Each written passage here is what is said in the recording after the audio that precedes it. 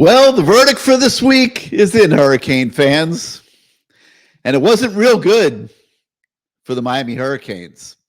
The Canes remain in the number 12 spot in the college football rankings that were released tonight by the playoff committee. Well, what does that mean?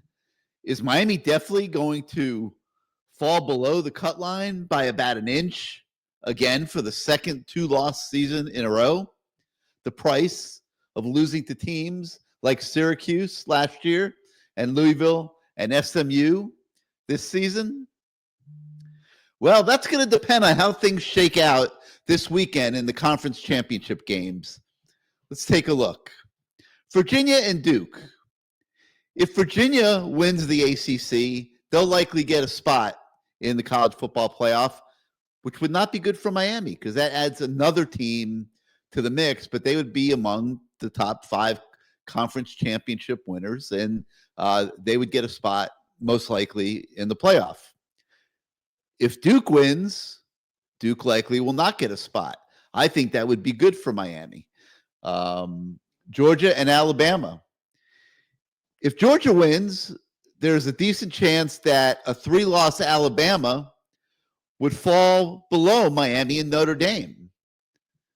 But if Alabama wins, I don't think Georgia gets knocked out of the playoff, and Georgia definitely gets in, and the Canes will all but be eliminated, I believe, at that point. Texas Tech and BYU.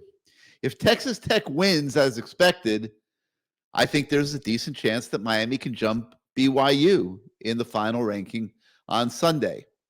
But all of those things probably need to happen for the Hurricanes to get into the playoff, and it is a rough situation that they put themselves in by losing those 2 games in the middle of the season. And, right now, I mean, there's a very good chance that they will be on the outside looking in. Well, we're going to break all of it down tonight on this new edition of CaneSport Live. And we're also going to take a look at Miami's season-ending win at Pittsburgh, the 4th straight classy outing that the Canes have had since that loss to SMU about a month ago. Hello again, everybody. I'm Gary Ferman, the publisher of CaneSport.com. We welcome you once again to CaneSport Live, the People's Show. And it's your show. It's going to be driven by your participation. Many of our guests tonight have pre-registered with us to be on the show. If you want to come on the show and you have not pre-registered, you see the streamer at the bottom of the screen. You shoot us an email, canesport@yahoo.com, and we will send you a link to the studio, and we will do our best to get you on the show tonight. As always, our managing editor at CaneSport.com, Matt Shodell, is going to be joining me here momentarily. Right now, he is monitoring the press conference that the College Football Playoff Committee always has after they release the rankings, and Matt will be here shortly to give us a report on that and add to the discussion. And then the voice of the fan, Bruce Warner, is scheduled to join us in hour number 2. But before we get going here, I just wanted to go over just for those of you that don't know who these people are that are making these monumental decisions that are shaping the college football season. This is your 12-man and woman college football playoff selection committee. Chris Ault. Hey, ever heard of him? Former head coach at Nevada, former athletic director. He's number 1. Troy Dannon, the athletic director at Nebraska. Okay. Mark D'Antonio, former head coach at Michigan State and Cincinnati. That's fine. Mark Harlan, the athletic director at the University of Utah. All right. Jeff Long, who is a veteran college athletics administrator. I believe he's former AD at Iowa as well. He's on the committee. Ivan Mizell, a longtime journalist, a longtime college football journalist, sports writer, is on the committee. Okay. Chris Massaro, the athletic director at Middle Tennessee State. Now, what the heck is he doing on the committee? But, whatever. Mike Riley, a former coach at Oregon State and Nebraska. David Saylor, the athletic director at Miami of Ohio. Wesley Walls, a former NFL player and college football player, obviously. Carla Williams, the athletic director at the University of Virginia. And then the face of the committee, Hunter Yurachek, he's the athletic director at the University of Arkansas.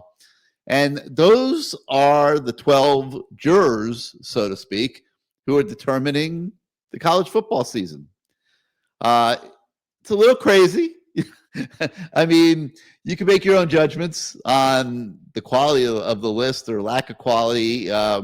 Obviously, those of us that are connected to Miami right now are not real happy with these rankings. But the problem probably was that they dropped Miami too low at the beginning, all the way down to number 18, which has made it harder to get into the top. Really, you got to be in the top 10. But if all those things I said a moment ago happen, then Miami's got a decent shot to get in the top 10. So it's not over yet. Canes fans will be glued to our television sets on Saturday, but those dominoes have to fall the way I laid them out. I think Duke has to win. I think Georgia has to win. I think Texas Tech has to win. And let me, for those of you that haven't seen it, let me pop the rankings up on the screen here so we can take a look at them. Ohio State number 1, Indiana number 2, Georgia number 3, Texas Tech number 4, Oregon number 5, Ole Miss number 6, Texas A&M number 7, Oklahoma number 8, Alabama number 9, Notre Dame 10, BYU 11, and Miami 12. And you notice these, I'll be kind and just say nothing.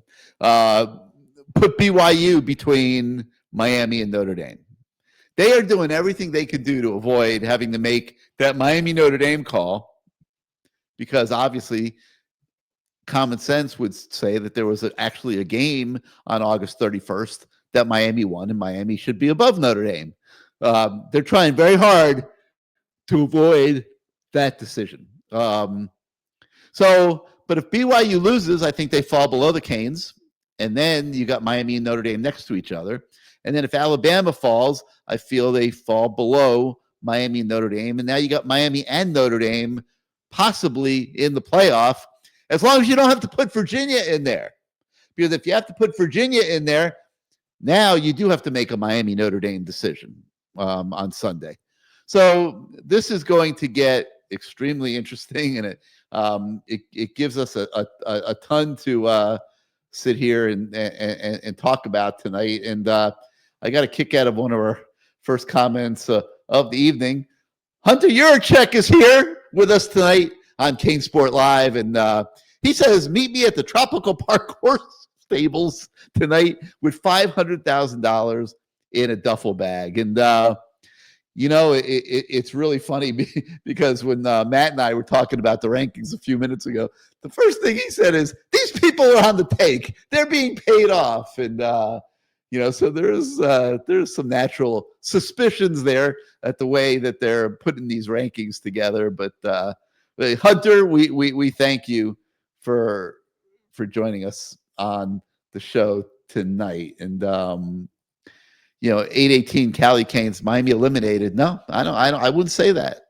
I just laid out a path for you, but it's got three layers to it, and we're gonna have to see how it all shakes out. But you guys, could see a little bit of the reaction that we're getting in the comments here, tonight, so far tonight, and we'll keep popping some of those on the screen as we go forward. But our man Sebastian, he's got a list prepared for us that he feels should have been the criteria this evening as the committee met for its rankings. Top 15 defense, check. Miami comes in at number 11. Solid quarterback play, check. Carson Beck's been playing great. Defensive line, solid play. Yep. Number 7 run defense. They've been doing great. Strong November finish. Absolutely. Wins versus ranked opponents. The Canes had 4 ranked opponents at the time they beat them. Secondary play has been good. Top 15 ranking, check. Beat 4-0 against state rivals, playmakers, and team depth. Yep, I would say Miami checks all those boxes, Sebastian. So what do you think happened when the committee got together tonight? I just think they can't get out their way. They can't get they cannot get out their way. Um, you know the methodology they're going about with Notre Dame is just something that they just won't give. I think until the last week. That's right. I think the last week. I think in the last week. I think the committee is going to be able to say at the end of the day, these teams were so evenly matched. They were so close together. When we looked at their resumes, the only thing that we can say that really separated them is these guys met on the field. And when they met on the field, Miami won. And so to say, because Miami is a good team, Notre Dame's a good team. But when those two good teams played, Miami won. And if you're Notre Dame Nation, I mean, you could I don't know how distraught you can be at the committee when they say, I mean, we put the team that you lost to. I mean, that's just what it came down to. This thing about style points and fashion points and, who looks good, who doesn't look good. You can't say Miami doesn't look good. You can't say So Miami's Notre Dame's better than Miami. Well, you didn't beat us. if you look at this thing, I mean, there, BYU, if BYU loses, Miami and Notre Dame are right next to each other. Right. And so And you so you they, can keep throwing a whole lot of other things, but if I have to put a team in, you have to understand the credibility that will go out the window when everyone's going to say, why'd you put the team that lost in compared to the team that won? You can only keep saying how good. That's why I have my list. You can take a picture of it, of how well you think Notre Dame is and sexy there is. There's a lot of stats in here that Miami's better than Notre Dame in run defense they and got to pass save face. defense. They got You, to you save know, face. if, you can say face all you want, but Notre Dame was in the playoffs last year. Gary, I just believe, and I think even if Alabama loses to Georgia, even if they lose by a field goal, I still think you got to put them below Miami. I Miami and mean, Notre Dame. Yeah, think about it. I agree. Totally. They were on the road struggling against an Auburn team who's fired their coach and had to go for it on 4th and 2. You Hmm. don't think they even think their margin for error was so small? And so they're going to play Georgia like this is their playoff game because there's no way that they're going to lose and going to make the college football playoffs.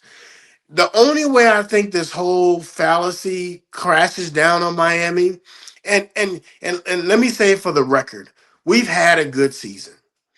There's just not a lot I'm going to complain about to be 10-2, to have a transfer quarterback, to have playmakers, to have freshmen show up, to have no issues with our run defense and our defensive tackles, to see Mario manage the game a whole lot better, to see our offense come alive, to see us have a strong November. I can go on and on and on and on and on and on. I think the only thing that's going to keep us out is if Virginia wins. Because if Virginia wins, I think that will give them the crack in the door to say that we had to put an ACC team in there, Yeah. and No, we but ended if up having Virginia to, wins, they have to be in there. we had Yeah. to put Virginia in because they won their conference champion, and whatever the rules are, what the rules are. Miami didn't win their conference champion, and I Yeah, think and they that's put the way them they're at going to number get out of it. 17 right now to position them to do that if they win. Yeah, yeah, and so that's what's going to end up happening. I look. If it's Miami and Notre Dame at the end of the day for the last spot, I think Miami's getting in. I think Miami's getting in because they're going to always be able to throw in Notre Dame's face. you lost to a good team, and the team we the Well, team the we committee at put some in is point the team we has beat to them. do its job. I mean, they got to do their Yeah, job, yeah, and their job is not to ignore head-to-head competition. yeah.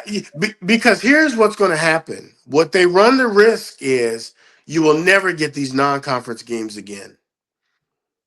That's what's going to happen. I'm not buying that one, but Well, think about it. Why? And I've been hearing this over and over again for the last week, and I even put out a tweet tonight about it. Like, what makes anybody think Miami would cancel games against Notre Dame in the future because the 12 knuckleheads whose names I just mentioned didn't do their job properly? You're not I going to just like not play games in the I future don't, I don't against think they're good not going teams. to play games in the future, but you're going to devalue those marquee matchups. That's what I'm saying. No, I think what happens one year has nothing to do with the next. It's a different committee. It is what it is. I mean, these are the 12 people that have been empowered to do this, and I'm just hoping that they're playing a little gamesmanship here because they ranked Miami 18th in the first poll, which was too Yeah, low. And that was a yeah. mistake they made, and they've I, been I, showing I, preferential treatment to Notre Dame. But if it comes down to the final poll on Sunday and one spot, which it could if Virginia wins now, it could come down to one spot and between Miami and Notre Dame. And I mean, Matt's going to disagree with me, but yeah, no. I'm glad like, Matt's not on the show because Matt's probably going to oh, just he's going to be absolutely here in a lose minute. his. He's going to be He's here in a going to lose minute. his stuff. Don't worry. I'm just giving his heart a little bit of rest because Yeah, he just had to listen to these idiots do their conference call. He's going to be here in a moment. But, yeah, it's like, I just can't. I'm going to give people the benefit of the doubt until the yeah. very end when they prove me wrong, and I've been wrong before because of it. But I'm not going to let having been burned in the past affect my opinion tonight. And I think that if it comes down to Miami or Notre Dame for the final spot in the bracket, that they would then at that point have to say they played head to head, and Miami goes above Notre And Dame. Miami won, and that's where it ended up. There's a couple other things I wanted to talk to you guys about tonight. Number one is I want to give some big kudos to some players I thought that stepped up in the last part of the season.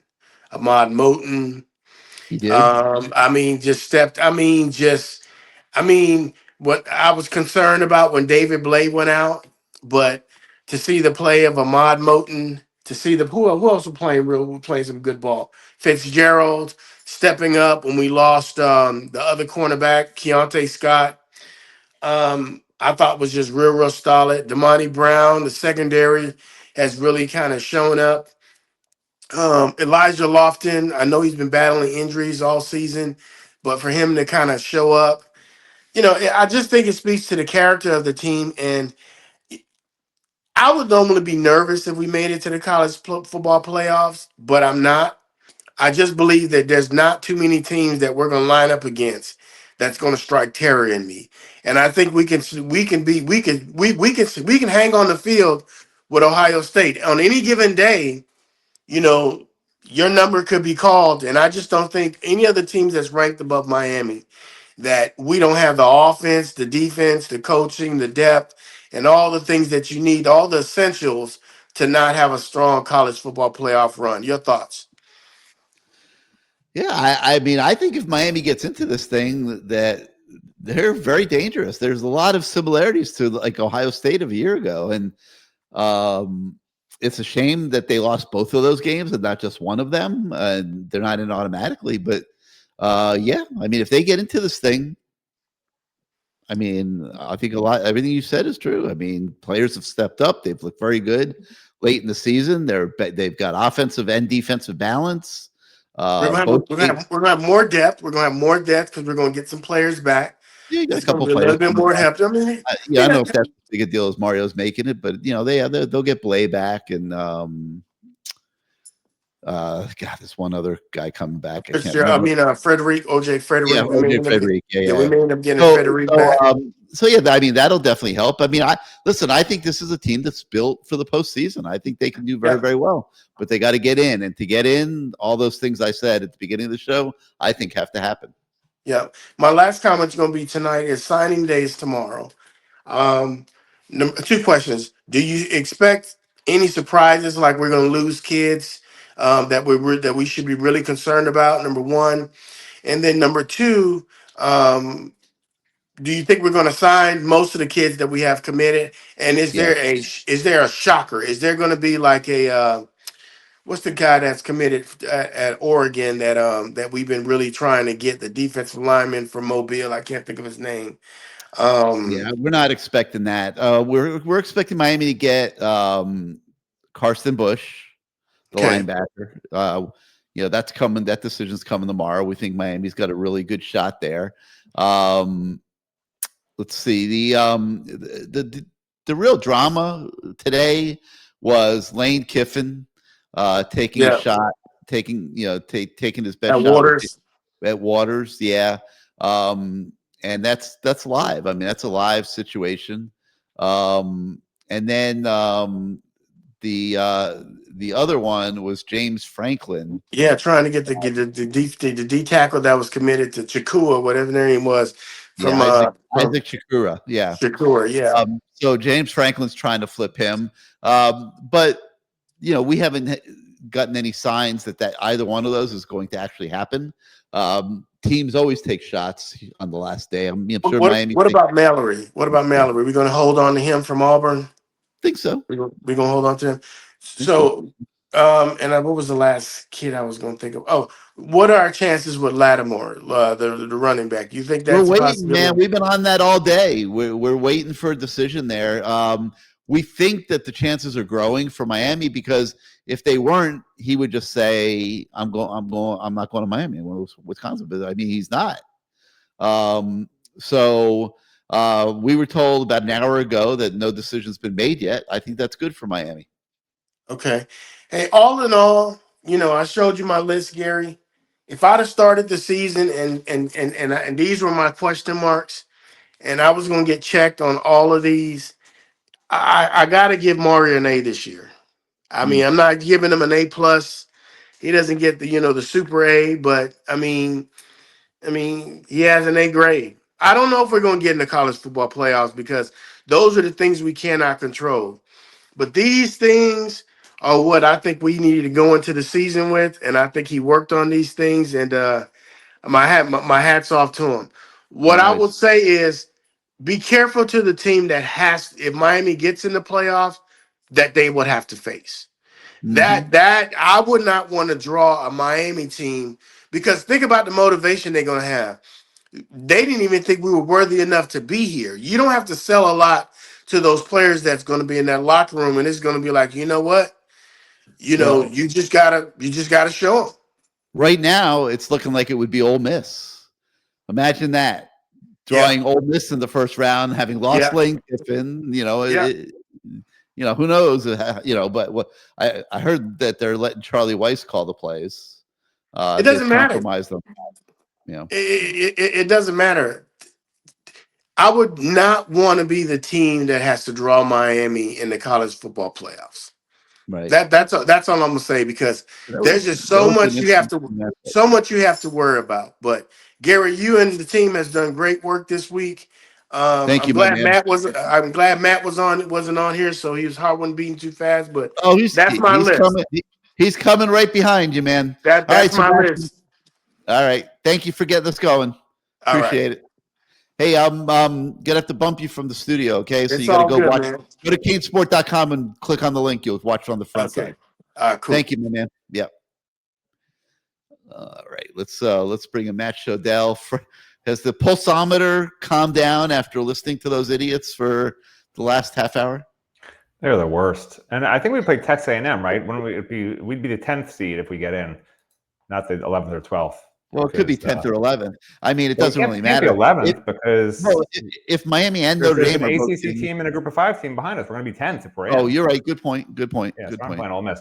But yeah, I mean, these people, like, I'll give you guys a sample of what was said because they had a half-hour teleconference afterwards. Here's what they said that's relevant to us. They said that what was said last year was that teams that don't play can't flip-flop each other. That's what they said last year, right? Because remember, Alabama was ranked ahead of Miami by a spot, and we're like, oh, they'll move in the last week, right? And they're like, no, that's not, the rule is you can't.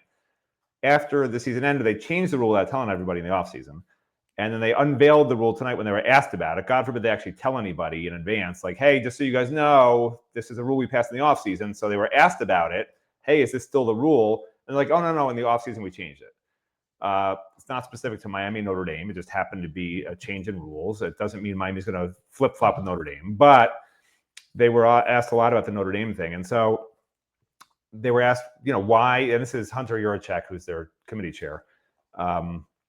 I think there's 16 people on the committee. So he's asked, Miami beat Notre Dame. Why, they're in the same grouping. Why is Miami not ahead of Notre Dame? It seems to be happening with other schools. And he said, well, that's just a data point. Like, he downplayed it. Like, it's just a data point out of many data points. Notre Dame's won 10 games in a row. Their offense is explosive. He starts going on about Notre Dame. Then he says, and Miami, they lost 2 out of 3 when we started the rankings. They were 18th. They've been the highest climber up to 12th. Like, we've been very respectful of Miami, blah, blah, blah, a bunch of nonsense. And then he's later asked, remember before, and this is really funny because someone posted it. I didn't even realize it at the time until I posted it on the message board. But remember, it was all about the grouping. Once Miami's in the same grouping with Notre Dame, we'll consider head-to-head. Remember they said that? And then they said, oh, yeah, they were in the grouping, but Notre Dame's just better. So now they're asked about, well, what if they're next to each other? What if they're 10 and 11? And he's like, yeah, we might look at that closer, like, which is it? Like, they were in the same grouping. Now, if they're back to back, they look at it closer. He says they're in the same grouping with Alabama, BYU, Miami, and there's one other, whatever the other school was. And he's like, we felt BYU and Notre Dame were better than Miami. So then he's asked, well, is their resumes better? And then he responds, the top 14 teams, all the resumes are all the same. They're very hard to decide. This is like a politician. This is like the dumbest answers. Why even have a press conference to give no information? He literally was asked at one point if Texas is eliminated from the playoffs. He refused to say Texas was eliminated. Texas is 13th. They're definitely eliminated. They can't get in. There's no path. He wouldn't even say that. He literally wouldn't even answer this Texas reporter's question. Hey, just to make sure, Texas is out of the playoffs, right? No, we don't know. There's 5 teams that are automatic qualifiers, and there's 7 at larges. I can't say anybody's eliminated. Like, why are you having a press conference to treat us like a bunch of kindergartners? Just answer the damn questions. These guys are ridiculously bad. They all need to be replaced. We need a new system. Like, this was the last straw for me. But anyway, so here's something else that they said. This is a bad sign for Miami. It was bad enough they moved Alabama up, because essentially what they're going to do, in my opinion, is they're probably hoping Bama and BYU win. They don't have to deal with it. But they moved Alabama up, even though Alabama's barely won 3 of the last 4, lost 1 of the games, and Notre Dame's been killing everybody the last 4 games. They still moved Bama ahead of Notre Dame. He says it's the most intense discussion they've had in years, and it went over in time because of all this talk about where should they rank these 8 to 12 teams, the teams ranked 8 to 12. My personal feeling is they're trying to set it up because they already are feeling, obviously, the public backlash against them, right? It's obvious. If they move Notre Dame up to, what do they move them up to, 9 or what are they? 9? I can't see on the thing there. Yes, they moved them up to 9 from 10. If Alabama was 10th and lost to Georgia, right, they probably fall a couple of spots, right? If you lose in the regular season, you typically move down. I think they got to drop to 12 if they lose. Texas A&M moved down 4 spots, for instance, right? But in the postseason, it's different. They have specifically said they don't like to punish postseason losers, but they will consider it as another data point, right? And he was asked again about it today. Is Alabama definitely in? He wouldn't answer. Is Alabama out with a loss? He wouldn't answer. Okay, but by moving Alabama to 9th, he's leaving the possibility that with a loss, if they look not terrible, they get left in with 3 losses into BYU spot and keep Miami and Notre Dame 1 spot apart. That's what they're clearly setting up to do, to make it not something where there's this massive outcry, like, how could you, right? Oh, well, Alabama lost, but they looked okay. They were the SEC runner-up. Like, you literally see the wheels turning by them moving, for no reason, Alabama ahead of Notre Dame. And then he also went on to say that Alabama and Notre Dame, they had this intense discussion. He literally said that a bunch of committee members think that Notre Dame belongs ahead of Alabama, and a bunch of them think Alabama belongs ahead of Notre Dame. And he didn't mention Miami in that, which to me essentially means, without him saying it, like, they think Notre Dame and Alabama are similar. If Alabama wasn't playing this weekend, they're in the playoffs. So if these committee members, if half these committee members think that these 2 schools are even, it's common sense. Notre Dame's in the damn playoffs. Like, he could have just freaking said it at that point. He made a mistake when he said that, because he told us Notre Dame's in the damn playoffs. when he said that half of these committee members or a bunch of these committee members see Alabama and Notre Dame as equal. Some of them see Bama ahead, and the other ones see Notre Dame as better than Bama. And Bama's in the playoffs if the season ended, and Notre Dame's season has ended. So that's super frustrating. Here's a little bit of a problem. It was just such an awful. It's an awful system. These are awful people. This Juracek guy is the worst public speaker I've heard in my life. To say Texas, to just not say that Texas is out, like who does he think we're morons? I mean, well, I am, but not everyone else is.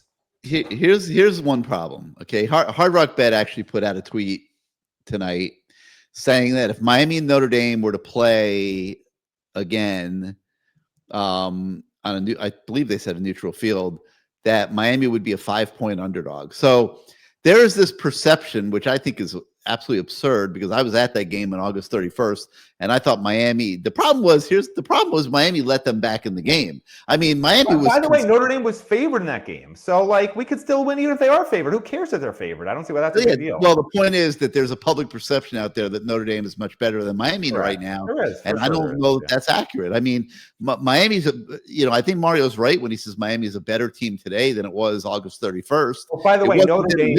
Let's not. I'm not going to lie. Notre Dame's quarterback looks like a different guy. I mean, he cost them that game. He was awful in that game. We both talked about it at the time, guys. There was people running free down the field the whole damn game in the receivers, and he couldn't throw the ball anywhere near him. Like, I'm not going to lie and be like, oh yeah, they played their best game and we beat them. Notre Dame played terrible in the first game. Like they just did. We didn't play great either, by the way. We're playing much better now than we did then.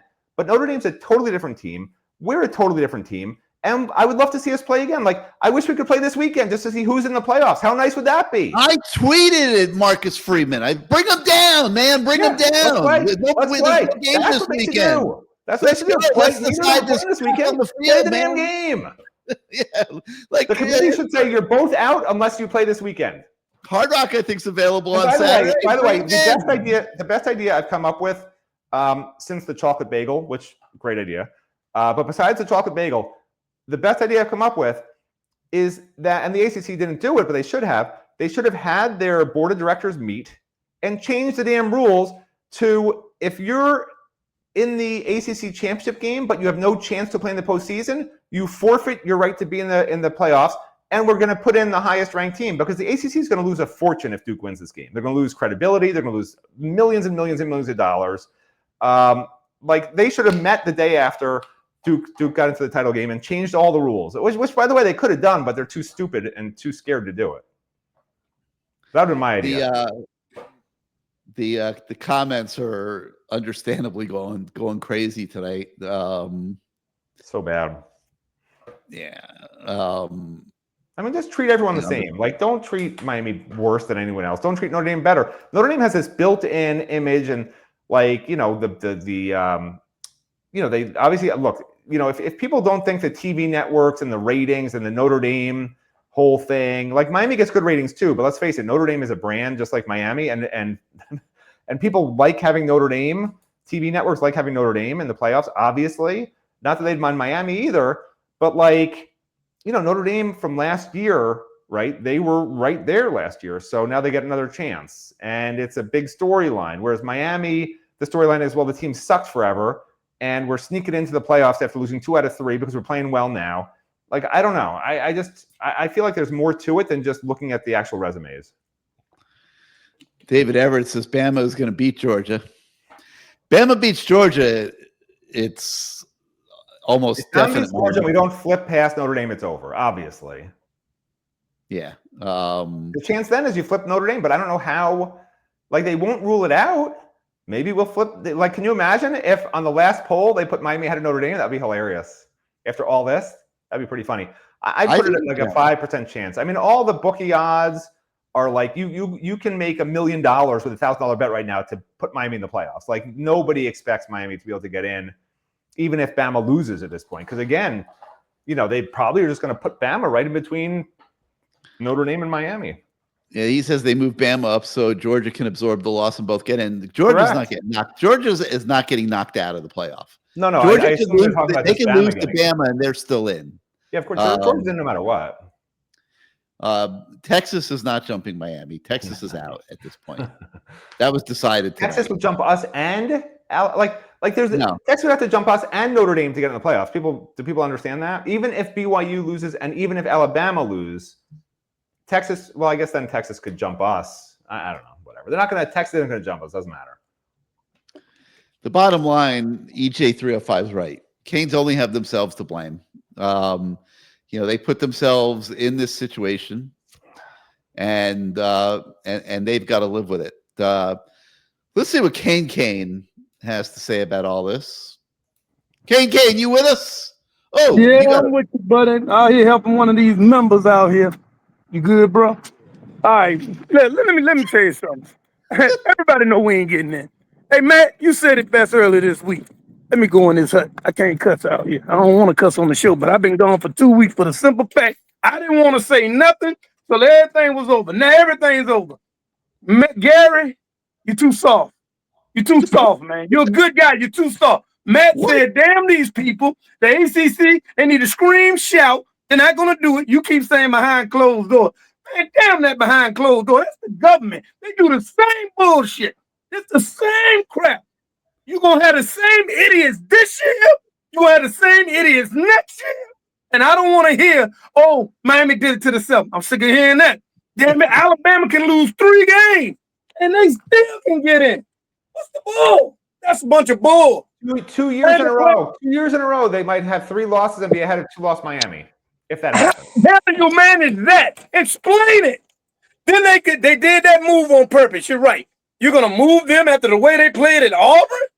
We're doing everything to keep Miami out of this shit. So yeah. I hope we win. I hope don't nobody go in the ACC. Blow all that shit up. Excuse my French. It's a bunch of BS. So Miami fans, don't be like Miami did it to themselves. Well, Alabama can lose 3 games and get in. What the hell did they do to themselves? Come on, man. Let's make this stuff make sense. Matt, you're right. It's bullshit.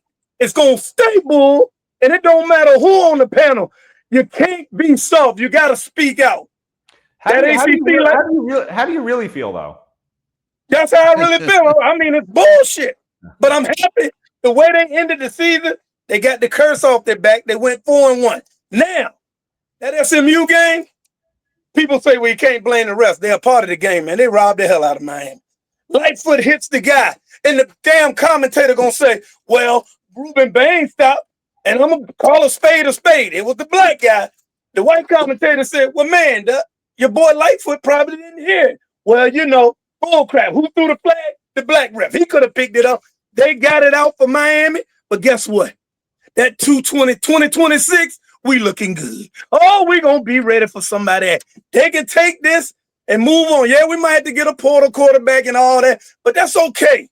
The way this team has changed and the way Matt told Shannon get his head out his ass, oh, you did a great job, boy, because he got it out of his ass these last 4 games. Let me interject because it sounds like you need the oxygen. You can breathe for a minute. Yeah, bring it on. Here's the problem, okay? Miami joined a conference that's all about North Carolina, the state of North Carolina. It's based in North Carolina. All the teams traditionally are from North Carolina area. They don't want Miami. They don't want Florida State's closer to North Carolina than us, but they don't want these teams that aren't from their area to be constantly great. And you see it every damn game. These refs, and the refs are hired by the ACC to ref games. Right. And the ACC is based in the heart of North Carolina. And everyone knows it. So if you're playing a team from North Carolina, you're going to have a bias against you, period. Because the people who work in North Carolina, who live in North Carolina, they're North Carolina fans, whether it's NC State, North Carolina, Duke, whatever it may be, right? Right. They may not even realize it, but there's a predisposed bias when you're a fan of a team and you're also a referee. And you can't convince me that these referees aren't also fans. They got into this sport because they love sports. They're passionate about sports. I agree. And they are rooting for a team. I would like to have full clarity. I want referees to fill out a form back when they're 20 years old that we can say, who am I rooting for? Who's my favorite team? And never have them ref those teams, ever. Understood. There needs to be total transparency. Just like when we bomb ships in Venezuela and we kill everybody on purpose because we want to murder them all. Let's get the transparency in the refereeing ranks. What's so hard about that? Because these calls against Miami constantly are blatant, obvious, and it's a pattern. It's not like once in a while. It's always No, it's against every Miami. week.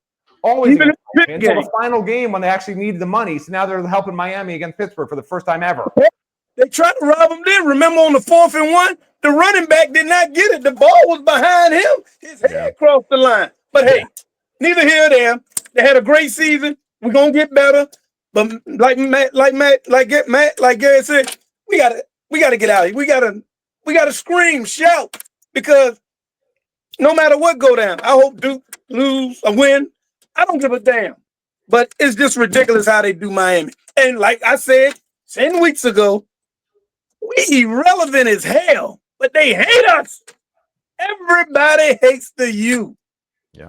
No way Notre Dame should go in front of us, but whatever, right. man. Another story. You don't want to rain on your parade a little bit, Kane. And I know that's our thing. Everybody hates the U. Everybody's against the U. It's true. We didn't. We lost to Louisville and SMU. Wait a minute. We just said I'll take the Louisville loss. That SMU, they stole that shit. Jennings fumbled on the first play of the third quarter. He fumbled. They said no. Come on, pass to the finish. They said your boy held somebody. Don't go. I know. I was there. I saw it. It was a nightmare. I was standing right there. They tackled JoJo Trader in the end zone in overtime. You were too damn soft. You gotta get man balls. Stop the bullshit. Be like Matt. Matt is angry. Stop giving them the benefit of the doubt. There ain't no benefit of the doubt. When it comes to Miami, not Michael Irvin. There is no damn benefit of the doubt. Now, I'm tired of arguing. We'll get a great bowl game. It's still bullshit. Hey, can Chase Smith, can he apply for another year? Because he been playing his ass off. Who? Is it any way? Who? Chase Smith. No, I don't. I think he's already had 6 years. Yeah, 6 years. I know he had them injuries and stuff. I just wanted to ask because he's really coming into his own now. But hey, I don't think so. But hey, the tight end got 9, so you never know. Hey, you never know. But hey, man, we're gonna be all right. We'll see how this weekend play out. Hey, Matt, I'm with you. Damn these mother. Okay, I'm gone. Love to you. 305. Goodbye. All right, Kane. Thanks for coming on the show.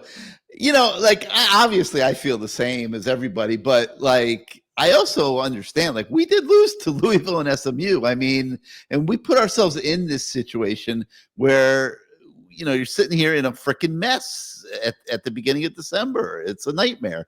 We'll see what happens this weekend. You know, Matt, when you and I were talking, you made a comment, and Beggy Burrs here is bringing up a similar thing. The College Football Playoff Committee is as crooked as a money launderer.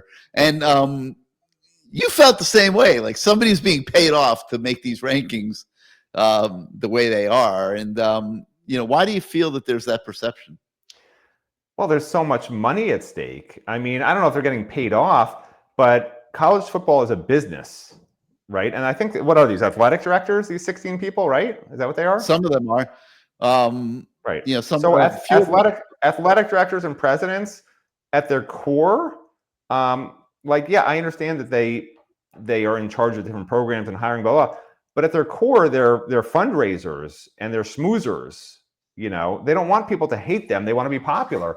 And it's probably a very unfamiliar position to them to have everybody hate them, you know, and like, you suck. And like, the vitriol they're getting is pretty crazy. And I think they're a little bit scared. Like, picture if you were on that committee, or I was on that committee, or any of you listening were on that committee, right?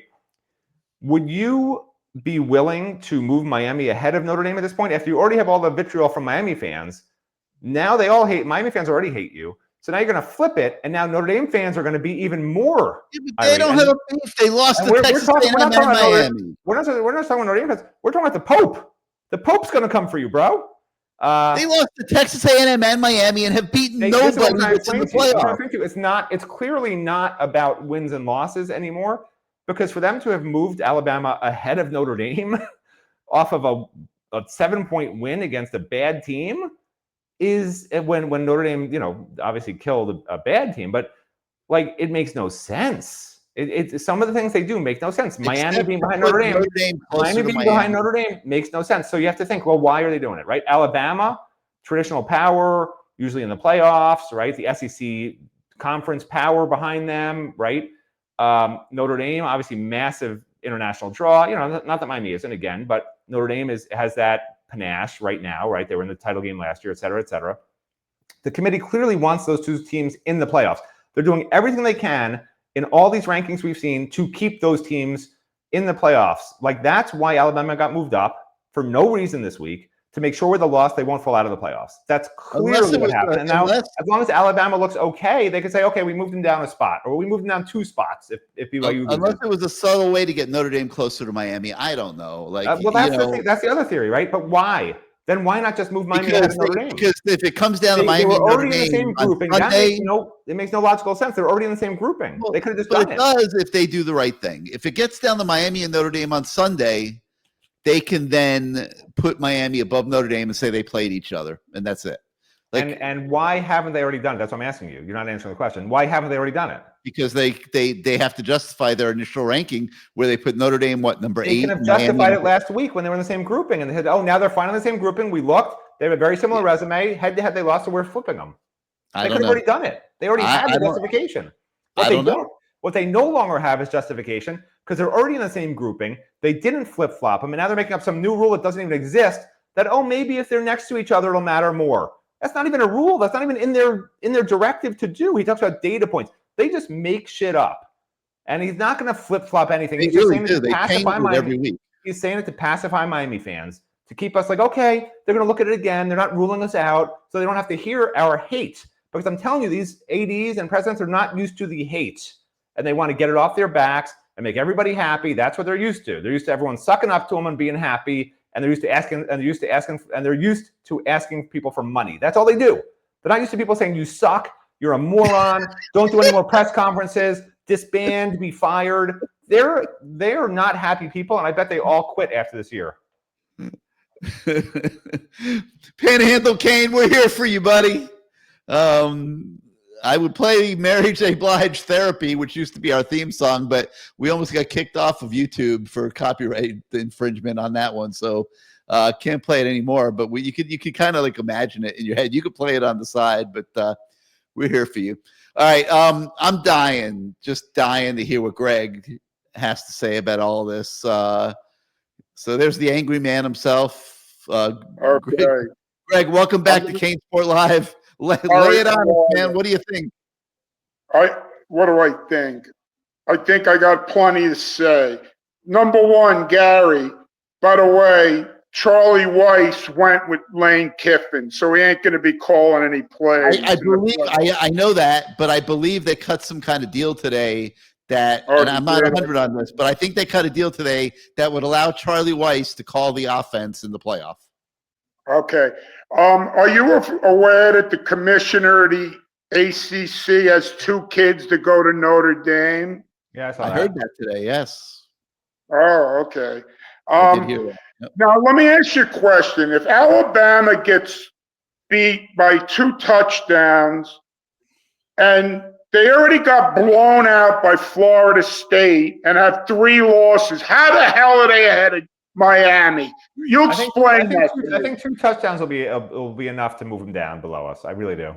Okay, so wait a minute. So, and if Vanderbilt gets blown out, we'll be right next to Notre Dame no matter what, right? Vanderbilt's not playing. Vanderbilt's not playing anymore. Not Vanderbilt. If I were on the committee, I'm Greg, sorry, BYU I'm talking about. Yeah, BYU loses, they would drop, I believe. And if I were on the committee and Alabama loses to go to 3 losses, I would move them down too. I can't promise you that this committee is going to do it, but that's what I would do if I were on the committee. Well, how come last year they didn't put Alabama in with 3 losses against a crappy SMU team? They would have, except there was an upset in the ACC title game and Clemson wound up winning. So Clemson got in automatically, or else Alabama would have been ahead of Miami. Okay. Now, in other words, they didn't drop SMU much because they don't like to punish these conference title game losers. You know, that's what we keep talking about. You don't think Kirby Smart would like to knock Alabama out of the playoff? He's like 1-9 against Alabama. Yeah, they're not trying to help the SEC. No, they don't like each other. There's no chance. Okay. I did a little research. I believe the SEC is 4-4 against the ACC this year. I think the ACC actually has a winning record this year against the SEC. Oh, they do? Oh, okay. Yeah. I'm sorry. I didn't know that. Sure. Okay. Now, as far as the ACC standings, the 5 teams that had 2 losses, their record against each other. Miami was 1-1. So was Georgia Tech and SMU. Yeah. Pitt was 0-1 and Duke was 0-1. How the hell did Duke get into with 5 freaking losses? How did that happen? They won't. No, how did they get into the Well, they got into the championship ACC game? championship by the tiebreaker.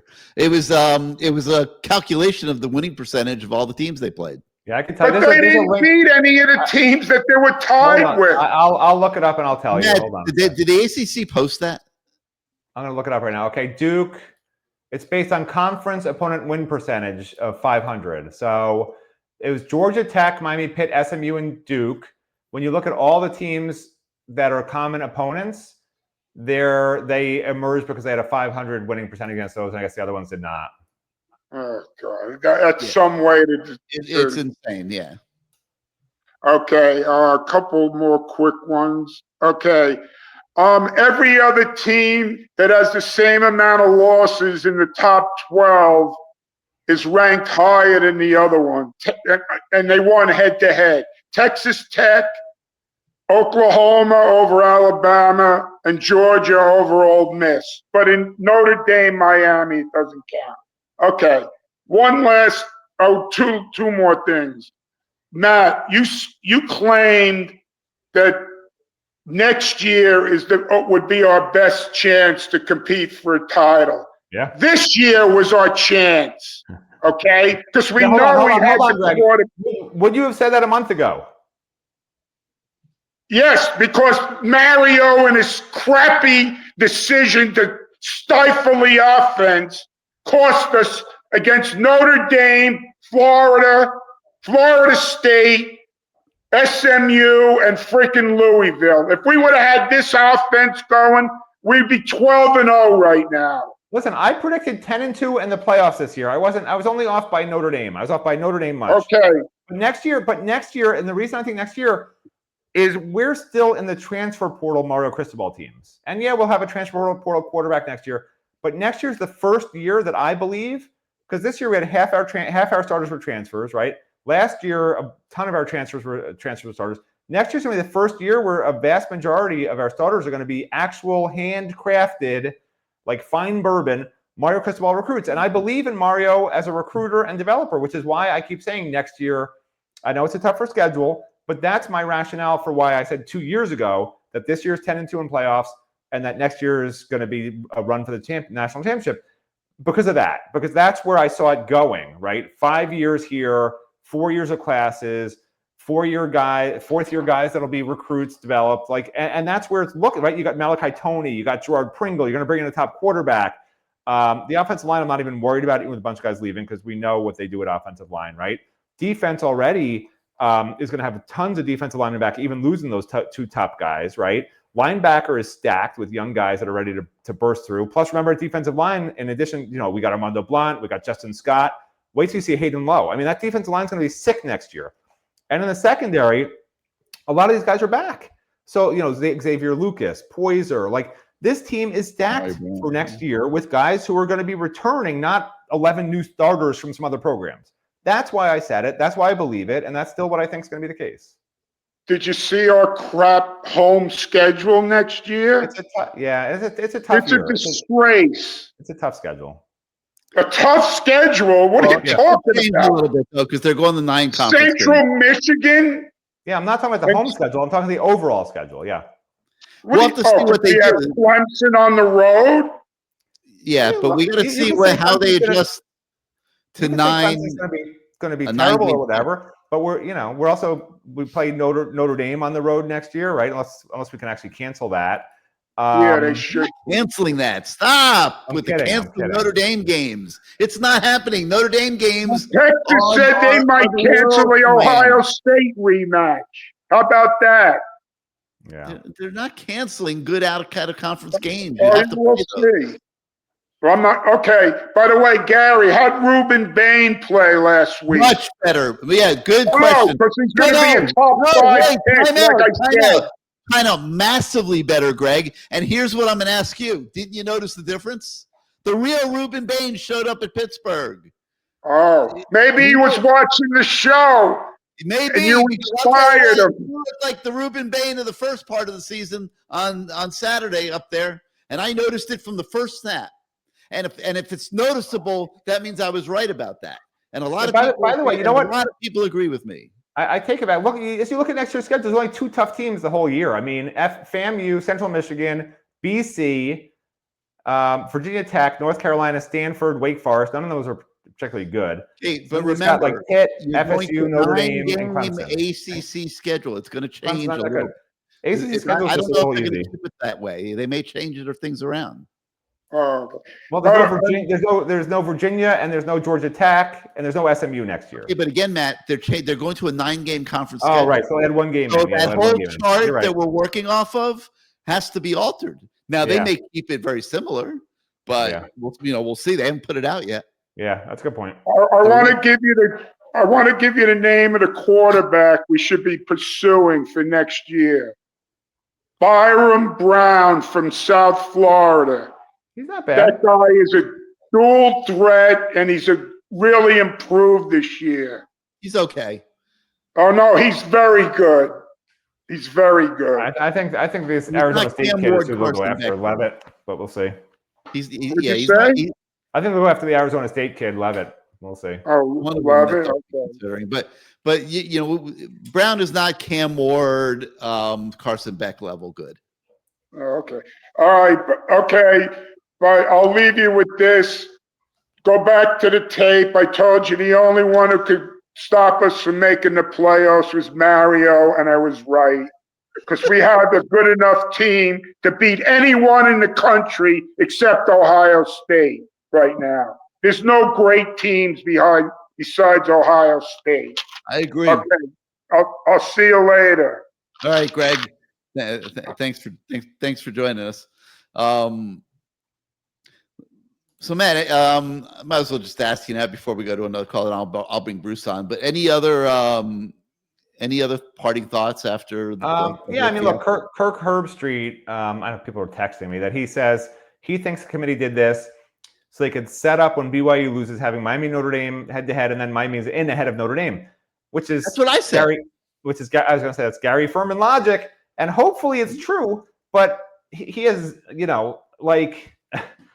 I have been watching this committee, dealing with this committee, listening to this committee forever, and trying to predict what they're going to do, generally speaking, is very clear when you look at the previous week's ranking. Like, if you remember, every single week, fans are like, we're moving up to this number, moving up to that number, we're going to jump this team, we're going to jump that team, and it never happens. And that's not just at Miami, that's at other schools too. This committee clearly doesn't just sit in a room and start at a blank slate and go through everything like they say they do each week, where they're supposed to write down 30 teams and then who has the 30 teams in common. No. They're taking the previous week's rankings and they're looking at each team and saying, should we move anybody up or down? Okay. And why? And next week, when they sit down and BYU's lost and they say, should we move Miami ahead of Notre Dame?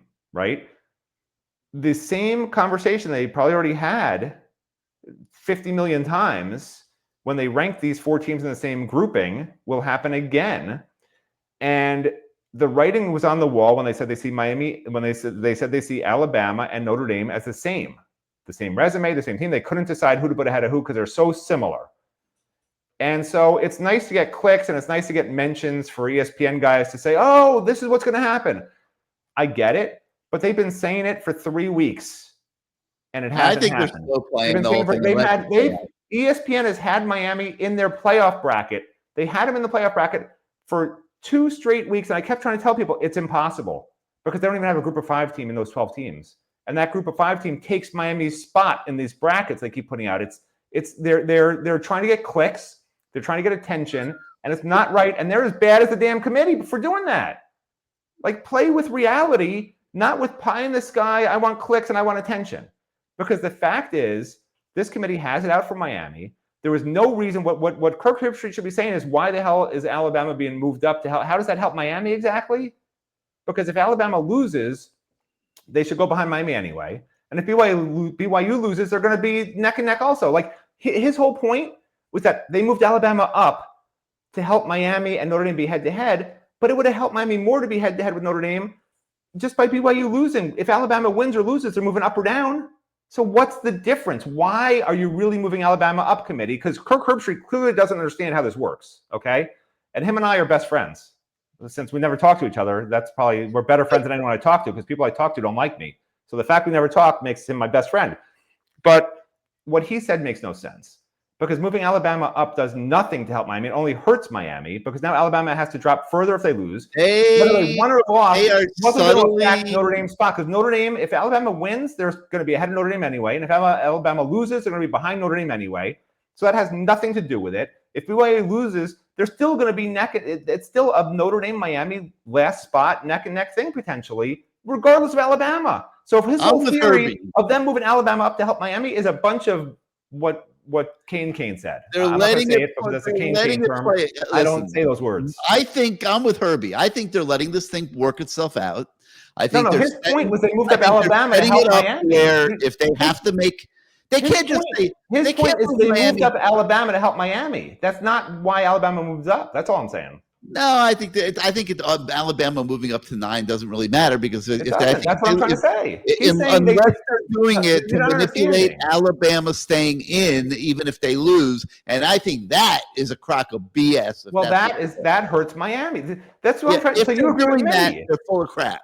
All right, you're not understanding. Kirk Herbstreit said they moved up Alabama to help Miami be neck and neck with Notre Dame, but that does nothing to help that. BYU losing does that. Matt, they're moving closer together. I agree with Herbie, and I think they're playing games to save face, because they've moved Notre Dame. They made Notre Dame number 8 in the first Alabama ranking. Winning or losing the conference title, they're still ahead or behind. They move either way. No, but just listen for a minute. Notre Dame was 8, okay, to start out.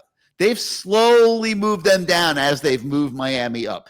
They couldn't just say, "Oh, geez, we screwed up putting Notre Dame at 8 in the first ranking. We're a bunch of idiots." They've had to work this out subtly. Now, if Alabama loses, they go out. If BYU loses, they go out. And now you got Miami and Notre Dame next to each other, and now they can make the decision, which is the only decision to make. Miami beat Notre Dame. You have the entire national college football media that has lined up with Miami on this. I mean, this to me is the most shocking thing I've ever seen in 40 years. I mean, it's like for all of the college football pundits and writers to be siding with the Hurricanes in this conversation, to me, is absolutely amazing. But this committee doesn't want to be looked at as a bunch of buffoons, which, if you listen to Matt, they already are, which he's probably right. But they don't want to be looked that way, so they got to do all this stuff subtly. First of all, you just make stuff up. Notre Dame began the rankings at 10. Then they moved up to 9. Are you sure? I'm looking at it right now. I remember them being 8. I thought they were 8. In week 10, they were 10th, and Miami was 18th. In week 11, saying Ohio State was 9? I thought I remembered it being 8. In week 11, Miami was 15th, and Notre Dame moved up to 9th. Okay, then it was 9 and not 8. I'm sorry. You're just like making up facts to fit your narrative that just aren't true. No. If I'm wrong about 8 and 9, it's okay. I thought I remember them being 8. But the point I'm making is they're moving Notre Dame closer to Miami, and if they're moving Notre Dame ahead. Notre Dame started at 10th. Now they're 8th. They're not moving them closer to Miami. They're moving them up. They're back at 10, Matt. They've moved them down this week. They're 10th. I understand they moved them down. I've got the chart right in front of you. It's right there in the middle of the screen. I am trying to explain to you why they got moved down. It's not to move them closer to Miami. It's to help Alabama stay in. Okay, but if Alabama loses, and they still keep them in. Notre Dame, just like BYU is not 11th, Notre Dame's not really 10th, and Alabama's not really 9th. Because Alabama has to play, and BYU have to play. They're going to move up or down based on a win or a loss, a spot or two. But if Alabama loses to Georgia, if they beat Georgia, they're in. There's no argument. Let me talk for a minute, because you haven't stopped talking. I got to leave. Hey, you talk for a minute. You've been talking for the last 45 minutes. You're not understanding. Alabama, winning or losing, they either move behind Notre Dame or ahead of Notre Dame, right? So how's that helping Notre Dame Miami be even? Because if they lose, they should drop below both Miami and Notre Dame. Correct. And they moved them up. Why? So they could fit in right between Notre Dame and Miami. My only theory the on that only is thing to that makes move any Notre Dame sense. closer to Miami. It I don't sure think as hell doesn't anybody help thinks that Miami. BYU's beating Texas Tech. I mean, the fact that Herbstreit thinks this helps Miami, he doesn't understand how rankings work, or he's trying to get clicks. Listen, There's no world where this helps Miami. I think the Alabama only moves thing up. that matters is what happens in those 3 games that I mentioned. You weren't on, but beginning of the show, I said Duke has to beat Virginia because if Virginia wins, they now suddenly claim one of these spots and they jump in there. I said Texas Tech has to beat BYU, which knocks them out of the top 10. And then I said Alabama has to lose to Georgia. Duke has nothing to do with it. Huh? The Duke game has nothing to do with it. But Well, if Virginia wins, Matt, they're claiming one of the spots. what does it matter? It's a group of 5 team or Virginia. Who cares? Virginia would get it. They're ranked number 17th right now. They're ahead of. Why does that matter? It's them They're or a ahead group of of 5 James team. Madison because if Virginia wins this ACC championship game, they're in the playoff. What does that matter for Miami? I'm asking you. Because they're taking one of the spots that right now they're not taking. I don't understand. It's either them or a group of 5 team. You can put them anywhere you want. They're in the top 10 if they win. In the top 10, they might be 11th or 12th. They are in the playoff. Yeah, they could be 11th or 12th. Yes, but if they're not in, do you understand who's in instead of them? I don't think you understand this. Well, Duke's not going to get in instead of them. Correct. So do you know who gets in? Because I do. Huh? I know who gets in instead of them. Do you know who? Well, you're going to say James Madison. I don't know who, but it's a group of 5 team. It's the yeah. top ranked champion from a group of 5. Yeah. So what does it matter for Miami? You're saying that spot's getting taken no matter what. So it is. That's a rule. There's 5 conference 5 champions that are just taken, and then 7 at larges. That's the rule. Doesn't matter from the ACC or the big or. So what? So then that BLCP leaves one spot. If BYU loses and Alabama loses, that leaves one spot, right? One spot. Okay. You agree? Miami needs to be ranked 10th if BYU loses. Miami gets the 10 if Alabama. I'm sorry. Miami has to be ranked 10th if BYU loses. If BYU loses, they have to be ranked 9th. I mean, if BYU wins, they have to be ranked 9th. Sorry. Yeah, well, I don't know if that's reality or not. But if BYU loses as expected and Alabama loses, whatever it is, they have to be 10th. If BYU loses, Miami has to be 10th. Miami to 10th. They have to be 10th because there's 2 teams ranked below them that have automatic spots. No matter what happens, they have to be 10th. But I think if those 2 teams lose, they can get the 10 because then it's Miami or Notre Dame. Well, if BYU wins, they have to be 9th, right? Because BYU will be in. So yeah. Well, I don't. Well, they'll still be 10th because BYU will be ranked ahead of them. So yeah, it's got to come down to a Miami or Notre Dame decision, and then the committee's got to do that. Unless BYU and Alabama. All right, win, let me let you. out. Let me get this chart off the screen. Let me let you go to sleep. All right, goodbye.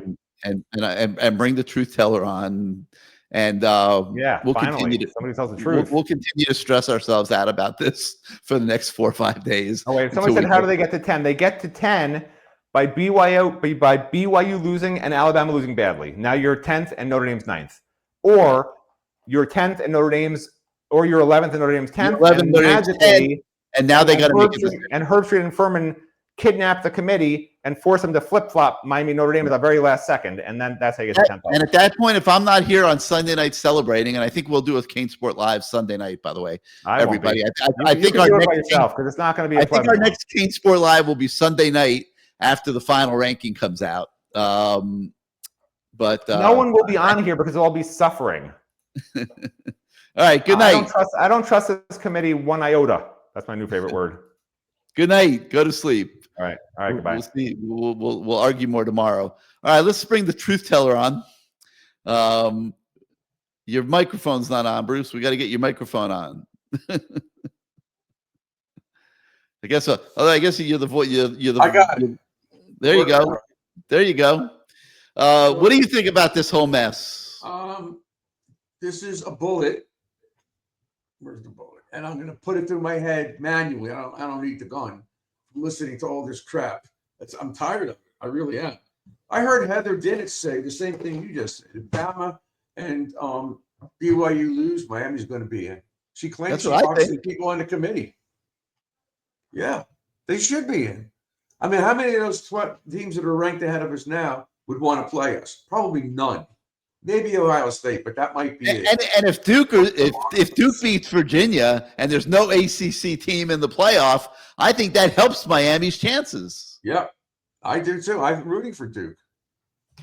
Because if Virginia wins, you know they're going to be in. Now, if Virginia wins, I don't know where they're ranked now, but would they get the bye in the first round because They're 17. If they win, they're getting in. Yes. But would they have a bye in the first round because they won? No, the absolutely not. No way. No way. Okay. No way. No, Right. no, they would have to play, but they would get into the playoff for sure if they win. If they win, yeah, absolutely, they should. Yeah. So, but still.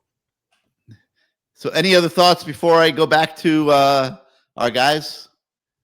I don't know what the hell Matt was just talking about. He had me. I was spinning in the chair. I don't know what he was telling me, or you, or whatever he was saying. You don't get it. You don't get it. He thinks they're being paid off. He thinks that he's all over the place. Well, he is. Yeah, I did see. And he's angry. He's mad. November He's mad as '63, he was on the grassy knoll. I saw him there. He can deny it, but he was there. Now let's go to the callers. All right, let's see what K-Mac has to say here. What's up, K-Mac? Hey, fellas, what's going on tonight? Hey, Bruce. Hey, let me see. That's an all white hat. There's no logo, or there is a logo? No logo, just all white. That's pretty cool. I like it. No. Because K-Mac doesn't know who's getting in the playoff, and he's saving it. That's right. He's saving it for Sunday. He's going to go get it embroidered on Sunday. Right. Decal on Sunday when we get in. So a few things I was looking at. I was very interested in the Ole Miss debate tonight with the coaches leaving. Because I'm still not a fan of what they did to FSU a couple years back, an undefeated team, leaving them out because of literally one player, not a whole coaching staff, not a controversy, because of one player being out. They punished an entire team, including, all those kids that worked their tail off. And I don't understand how they feel like this is a better situation with Ole Miss with all the controversy, all the stuff that they're reading in the news. You tell me there's not distractions beyond the leaf. We're talking about Charlie Weiss is calling plays. He did not call plays all year. Lane Kiffin is calling plays in that offense. So they're going to have to adjust. There's a lot of things. So if they were going to be consistent across the board, Ole Miss should not have been allowed to be in the tournament this year. And K-Mac, the reason why FSU got penalized was because they were saying there's no way they're going to win. They kind of predicted they weren't going to win. They did beat the Gators in the last game of the season. They did win the ACC title, didn't they? But they didn't get to the playoff. Yeah. So why can't they use that logic that you just said about Lane Kiffin? Because I don't think LSU is going to win. They might not even show up mentally. Who knows? Yeah, and that's what I'm saying. I think when you look at the quarterback from FSU that year going down, again, he was the only piece. When you're talking about, there's a lot more involved with the whole coaching staff. And look at all the stuff that they've had to deal with. And again, I'm not saying that they deserve to be punished. I'm only saying use that same criteria and be consistent across the board. And if they were going to use that criteria, you can't tell me that losing a quarterback and losing your head coach with all the controversy isn't in the same plane, and they should have been taken out. But they left them there because it's the SEC. They can't piss them off. They got to keep them in there to keep everybody happy. So the conference championship, I've been hearing a lot of this, both sides of the coin, right? If we don't want to punish teams, right, for losing the conference championship, in the same token, we don't, but we're willing to reward. To me, that's another one. You can't play both sides. But they said tonight, K-Mac, that's changed in the last year. And good. If the teams like Alabama that are on the bubble lose, I believe they will drop them. I mean, I don't see how you don't. They should. And BYU would drop if they lose. Yeah, and I know a good buddy of mine at work, Brandon. He had this big conversation about it, and he's in the belief that you shouldn't be punished for a conference championship game, and there's a debate to go across the board. But again, I just want consistency. If that's a rule, then that rule should be able to apply. If Bama gets a third loss, then they should be moved out of the college ranking. They should not be allowed to play in. No team with 3 losses should be in there, including Texas. I don't know why that's even a discussion right now. I know the coach came out there, we played Ohio State. But again, you scheduled that game because you thought you could win it. You didn't schedule that game to say if we lose, we want it to not count, or we want bonus points because we scheduled it. You scheduled the game. First of all, you're making money off this. Let's be for real. It's big money involved in that.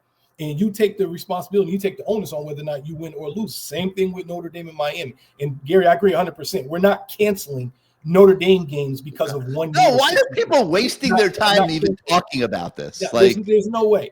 There's no way. There was a reporter that asked Dan Radakovich the question in an interview. Are you going to drop Notre Dame next year? Like, what? No, and this is a good reporter, by the way.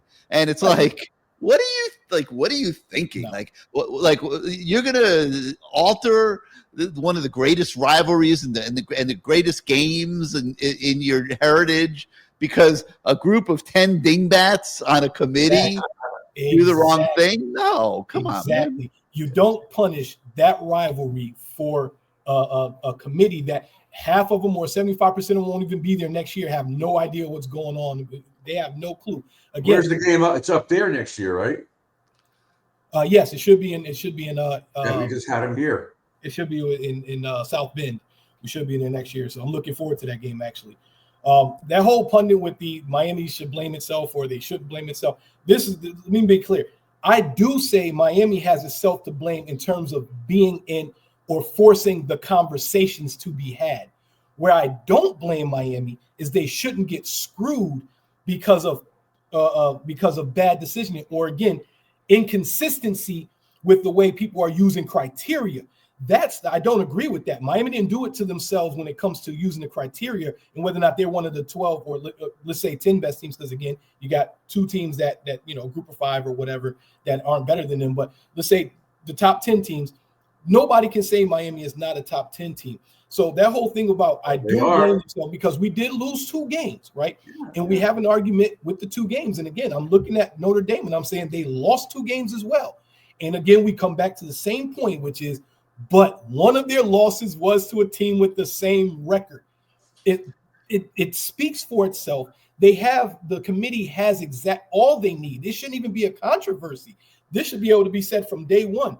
Notre Dame, all we tell you is this: you lost the head-to-head to a team that's right, either right next to you or right behind you. We got it. That's the criteria we're going to take. We're going to use precedence. Listen, K-Mac, I don't know if you heard me before, but Heather Diddich said, and I saw the interview. She spoke to the committee. She talks to somebody up there, or a few people, and they told her, yes. She asked them a question: if Alabama and BYU, do you believe Miami would be in? And they said yes. But that doesn't mean they're getting in because these teams have to lose. I totally agree with that. Right. It's the only thing that makes common sense. Now, not that they're going to do what makes common sense, but. Well, and I was in court this morning, but of course, no matter where I am or what I do, Mark Caesar calls me up to tell me when he was playing, Miami would win by only like 7 or 10 points. They drop them. They just hated us for 40 years already.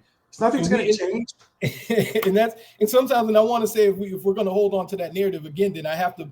What Mario did, not only the last 4 weeks, but the politicking he did the last couple of games in terms of what we've done on the field. And I'm saying he's 100% right.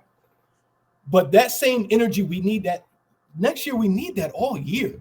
Keep this in front of these kids. And that's one thing, the reason why I do agree with Matt with believing that next year is going to be so much stronger.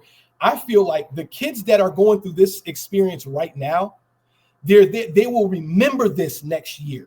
That will be on their head. That will be in the way that they play. I mean, they were number 2 they were number 2 in the country. They had everything going for themselves. Yeah. I mean, they just showed up not ready to play against Louisville. They blew it. And SMU, Gary, they weren't ready to play. They looked like they were stoned.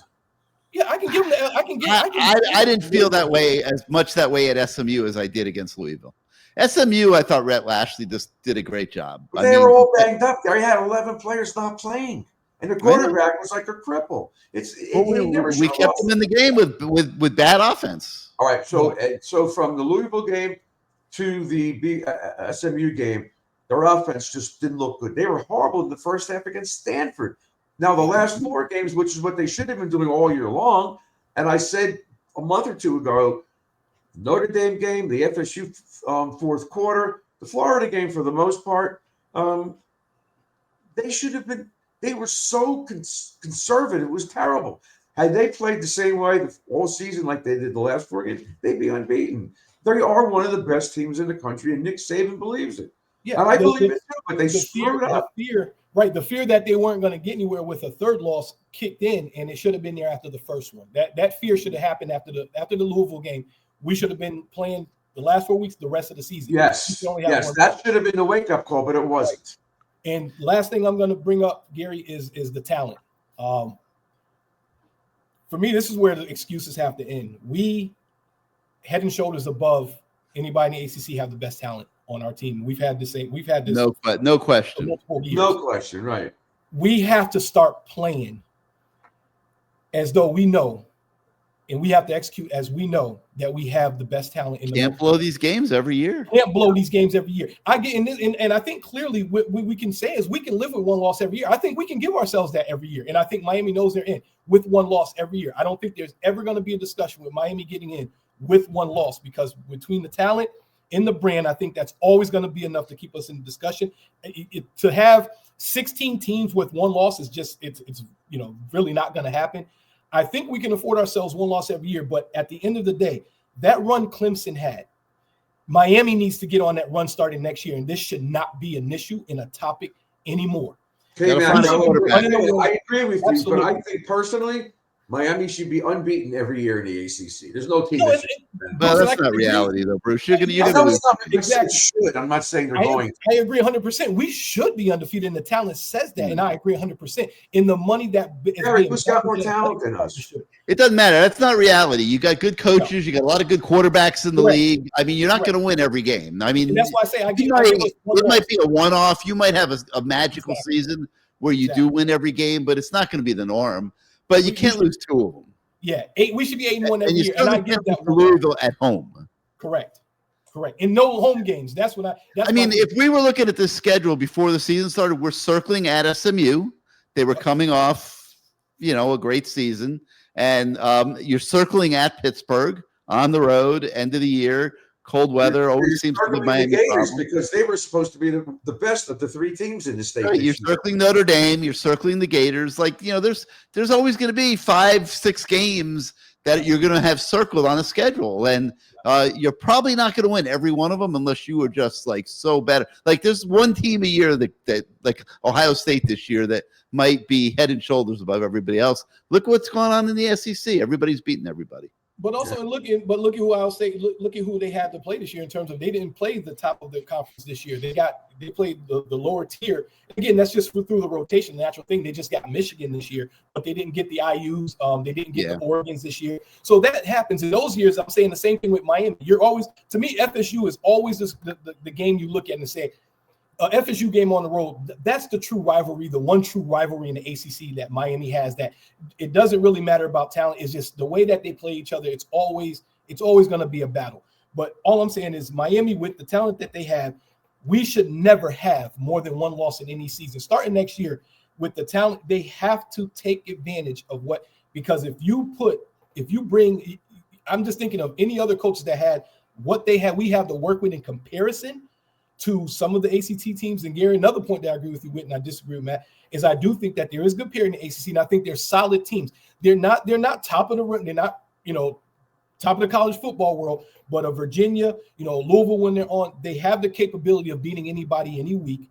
If you catch them on the right week, I do think the ACC has solid teams, and I think the bias that the pundits have, it's not fair to say, the ACC sucks. The ACC. No, it's just parity. A lot of the guys at the top were beating a lot of the guys at the top, and they were beating each other. I'm not realizing that at the end of the day, Duke was going to sneak in because the guys at the top, which Duke never beat any of the top teams. They didn't beat any of the top teams. They have no business being there. Virginia won 3 games in overtime. Yeah, exactly. In the ACC. Exactly. Yeah.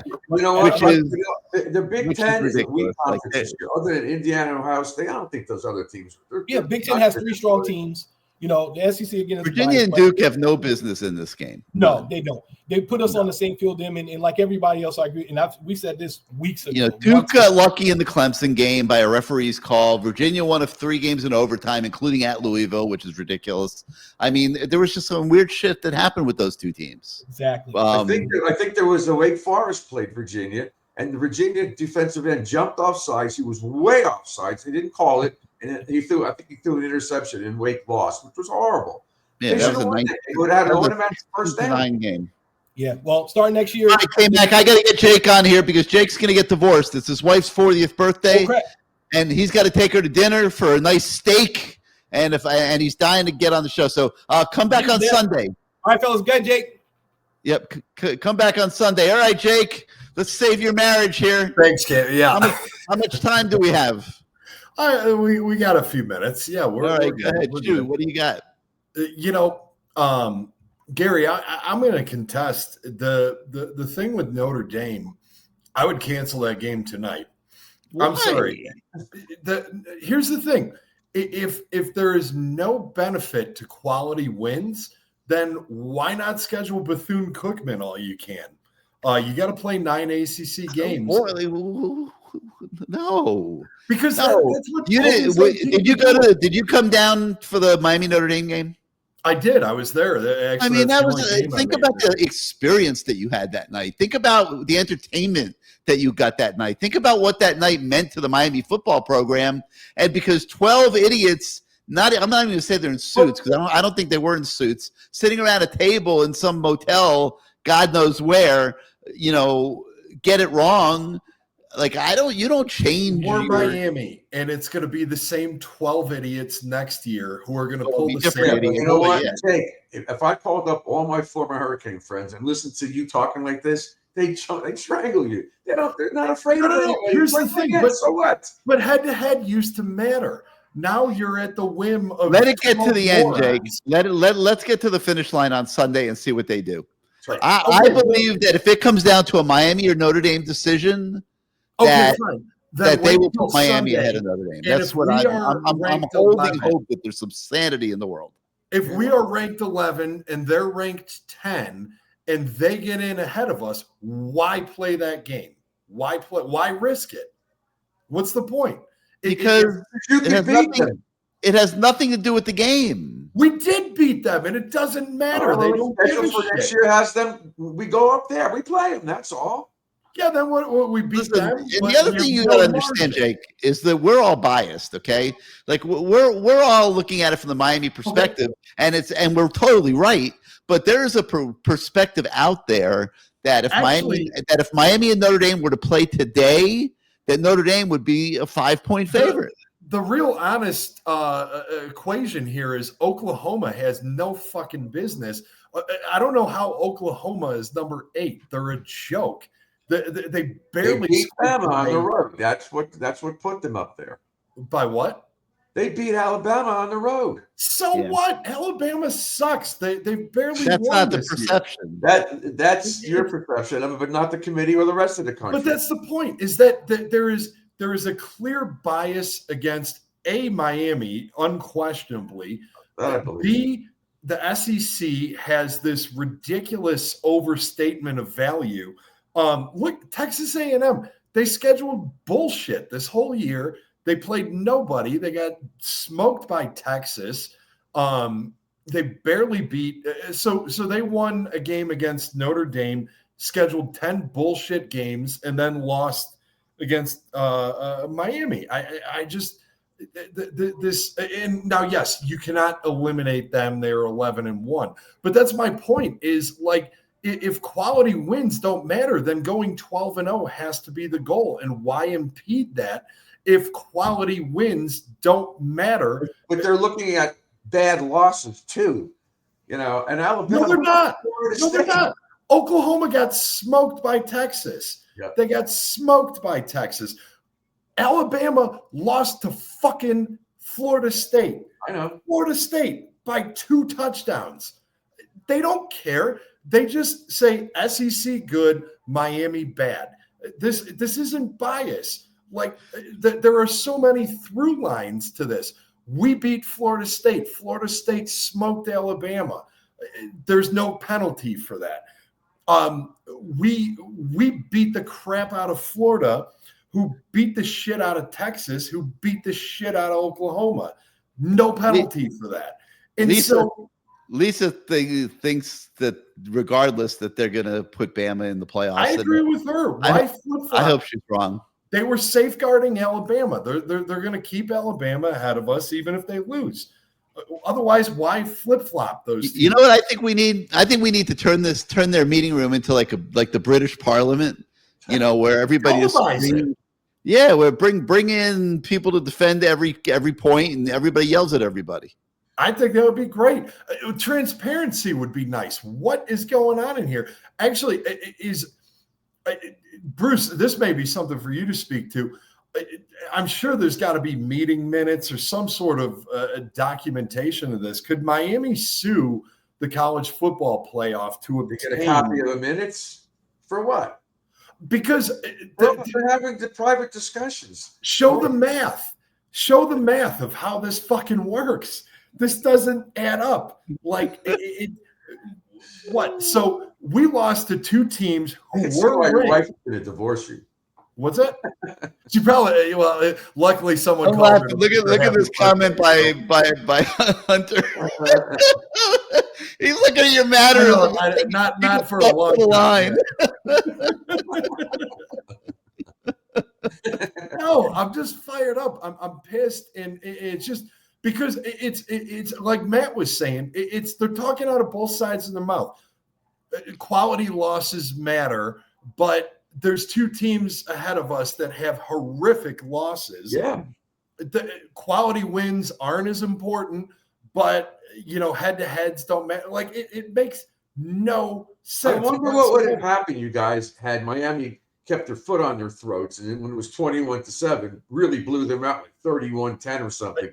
I don't know what, but this was a close game, so they're giving. Listen, Notre Dame, Texas, Alabama, Georgia to a certain extent, or college football royalty. They are royalty, and everybody caters to them. Ohio State to a certain extent.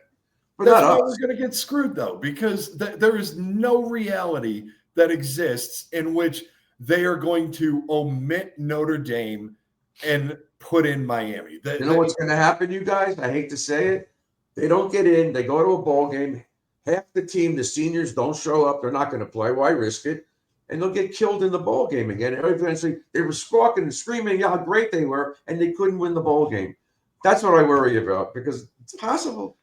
Here's actually, so two things, and I guess I'll end this on a positive note, and we'll see what happens Sunday. But where's your drink, by the way? What's I'm out. I was wondering. Actually, you gotta go drive, Jake. You can't be pounding more wine tonight. You gotta. It's close. I'm not. No, I've been drinking it over 2 hours. We're good. No, we're all set. Could you drink for 2 hours, Gary? I don't think so. What's that? I asked Gary if he could drink for 2 hours. I know I can't. I can do it. I can do it. Then Bruce, perhaps I'll need a defense attorney. So, but why, you gonna kill her? You don't no. I love my wife. It's her 40th. Yeah, we're gonna go have a blast. 40th anniversary. Congratulations. No, it's her 40th. No, I'm not. 40th birthday. 40th anniversary for somebody else. I didn't get married at 3, so. All right, Jake. Well, we'll be back. We'll be back Sunday night. We'll do a show Sunday night after the finals. One thing I just want to say, despite I'm fired up because of this bullshit committee, but I've been pretty critical of Mario, and he is probably to blame if we do not, and not probably, he is very much to blame if we don't get in. But the one thing I really love about the way this season played out, actually two things. Number one, he changed the narrative. He flipped the script. He went 4-1 in November. He is sucked in November, and he flipped the script. Number two, he got out of the way and let this offense run. This offense has been firing on all cylinders. That is promising for the future, because my biggest concern was like, okay, this guy, yeah, he can recruit, but he can't win in November. He's got this antiquated, he wants to win the way Alabama won a decade ago. It doesn't work anymore, but he got out of the way. He got it done in November. That's big. That means something for the future. Bruce, I hope you're wrong. And Beck, he's got to play. He's got to keep putting tape up. He cost himself with Louisville. Bain and Mesidor, yeah, they're out. They have no reason to play. It makes no sense. But most of the other guys on this team got to put up tape. CJ Daniels, he wants to get drafted. I saw a projection. I don't know if it was Kuiper or somebody else in the first round. No, I mean, those two guys are who in the first round. CJ Daniels? Yeah, that's what I saw. They love his He's not fast enough, Bruce. He makes some crazy catches, but I thought you meant Mesidor. He's turned himself a draft pick, but he's not going to be in the first round. But these guys can put up smart tape. We'll see what happens, but we'll talk more Sunday. See what Jake. Go take care of the wifey. Come back Sunday night. We'll be here. Will do. Take care, guys. Have a good one. What are you doing a show? All right, Sunday? Jake. Have a great dinner. Gary, you're doing Yeah, a we're show going to do a Sunday? show Sunday night after the final rankings come out. Yes. Okay, so you if you want me to. Yeah, absolutely. Yeah. Let's go to the Mikester Kane, who tells me he's working on a new song. Hopefully he'll get to sing it this season. Hopefully you'll get to sing it, Mikester.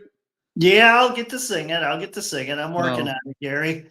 We Okay. could be running out of games, but we'll see. All right. In all seriousness, okay, you're right. This is a bullshit committee. I mean, come on. After listening to everything, I say Miami ahead of Notre Dame, hands down. Come on, we beat Notre Dame. Well, I have another, Meister, listen to this. This is what I keep telling people. I don't know what's your thoughts and Gary's thoughts. They were 0-2. When you're 0-2, I don't care who you are, you do not belong in the top 25. I don't think they ever got out of there. How did they get 0-2? How did they get past Miami during the season? Because Miami and Texas A&M are both very highly ranked teams. Right. That's why. Right, but then they went backwards, like from 2 to 9 and 9 to 16. They didn't do Alabama that. They don't do that. They didn't do it to Notre Dame. They were 0-2. Man. If we were 0-2 to start the season, we'd be out of the top 30 probably.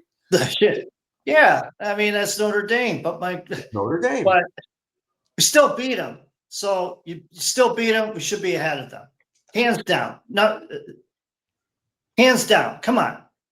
Right. I mean, so what? You lose to SMU. Yeah, that really hurt. That team. hurt.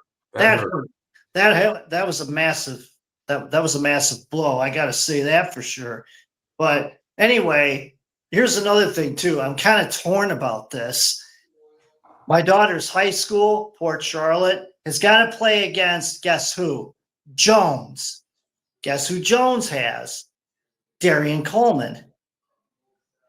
Okay, so your daughter's high school is going to lose. That's all. Get used to it. Yeah, but I have a friend that plays on the Port Charlotte high school football team. You guys probably have heard of him, Logan Flaherty. Yeah, I've heard of Logan. You've heard of Logan, yes. Yeah, he and my daughter grew up at VPK and elementary school together.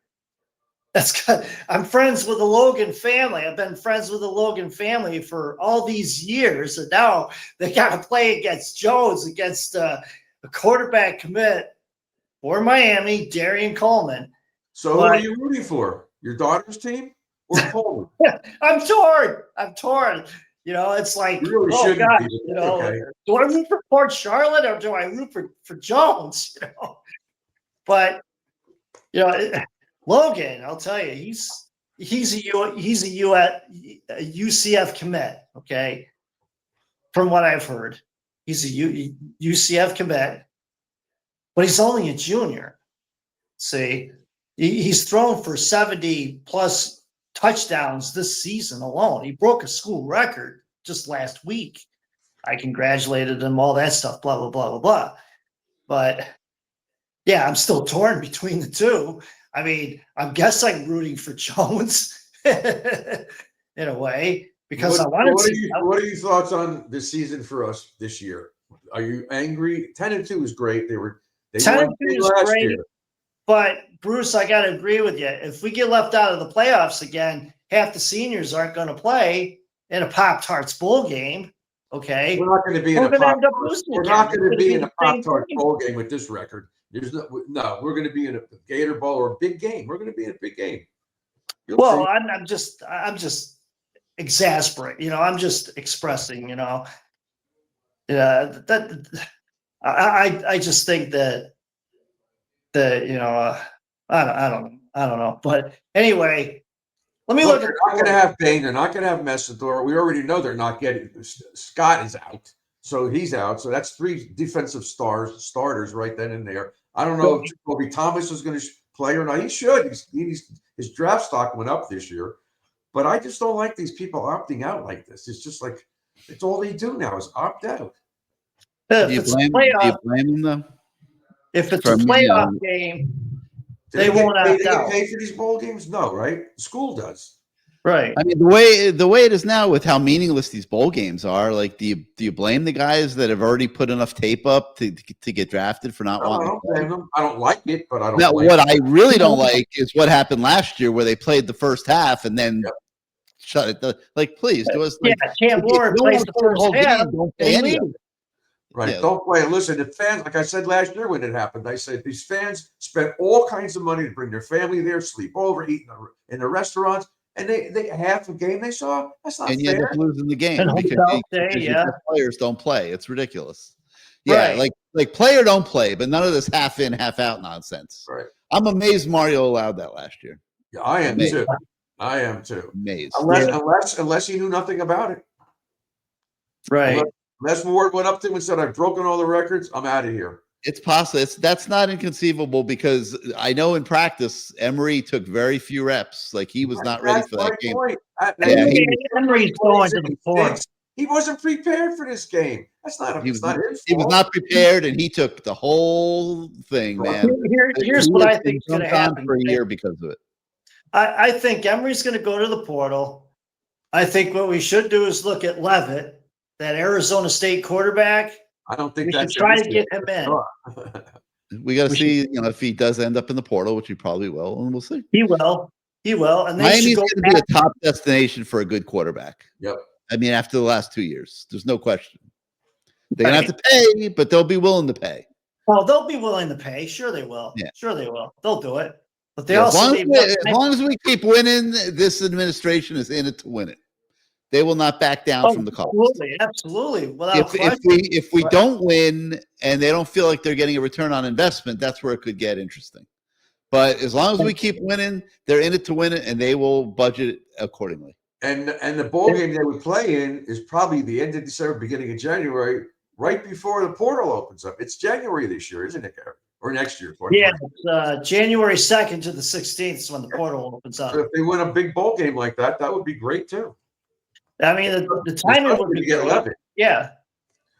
Although I hear the other school for Levitt is Texas Tech, which is not going to be good. Well, yeah. All right, We got to root for Texas Tech. We got to root for Texas Tech, and we got to root for Georgia. I am. Yeah. I Yeah. am. Now, Those two Duke. are must wins.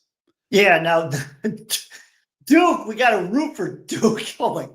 Well, at the end of the day, Matt's right. It probably doesn't matter because whether it's Virginia or James Madison or somebody, really doesn't matter. Somebody's taking a spot. Right. So, Yeah, that's the rule. I mean, Matt said it. He said that's the rule. I mean, okay. So who else? I think that's a stupid rule. It should be 4. It shouldn't be 5. Yeah, I agree with you. And they're going to pick somebody other than Miami to go in there. Some Power 4 school. Well, the top 5 conference champions get in. So if Duke wins the game, they're not one of the top 5 conference champions. Yeah, because Duke is 7-5. I mean, James they're not going to put a Madison make it 7-5 team in there. Okay. Yeah. All right, Mikester, come back Sunday night, okay? All right. Take care, guys. Thanks for coming on the show. Let's go to Adam. Adam, you taking a nap over there? A little bit. Somebody texted me this week. I love the guy that lies in bed and comes on the show. Great. Yeah, and your daughter's not here, but that's okay. She's fast asleep. Where are you? In your bedroom? Yes. Okay. Does this feel like Shades of 2000 to you guys? Because it's starting to feel like Shades of 2000. Yeah, yes, except the computers are just as stupid as the 12 idiots on this committee. And we didn't earn it. We didn't earn it like this in 2000. Like we deserved it in 2000. Here you can argue out both directions, honestly. Okay. I mean, if you're objective here, we lost to SMU and Louisville. I mean, we lost our footing. Like we're trying to get into that last spot right now, and we deserve to be if it's us or Notre Dame. But you also look, Alabama lost to a 5-win Florida State team that didn't even go bowling. But they also have 4. They also have 4 big victories, Adam. That's true. But if you do it, you got to get they deserve to be where they are right now. They have 4 big wins. If they lose on Saturday, out of here. And if you leave them in, it's a mockery. Okay. It's just starting to feel like Shades of 2000 to me.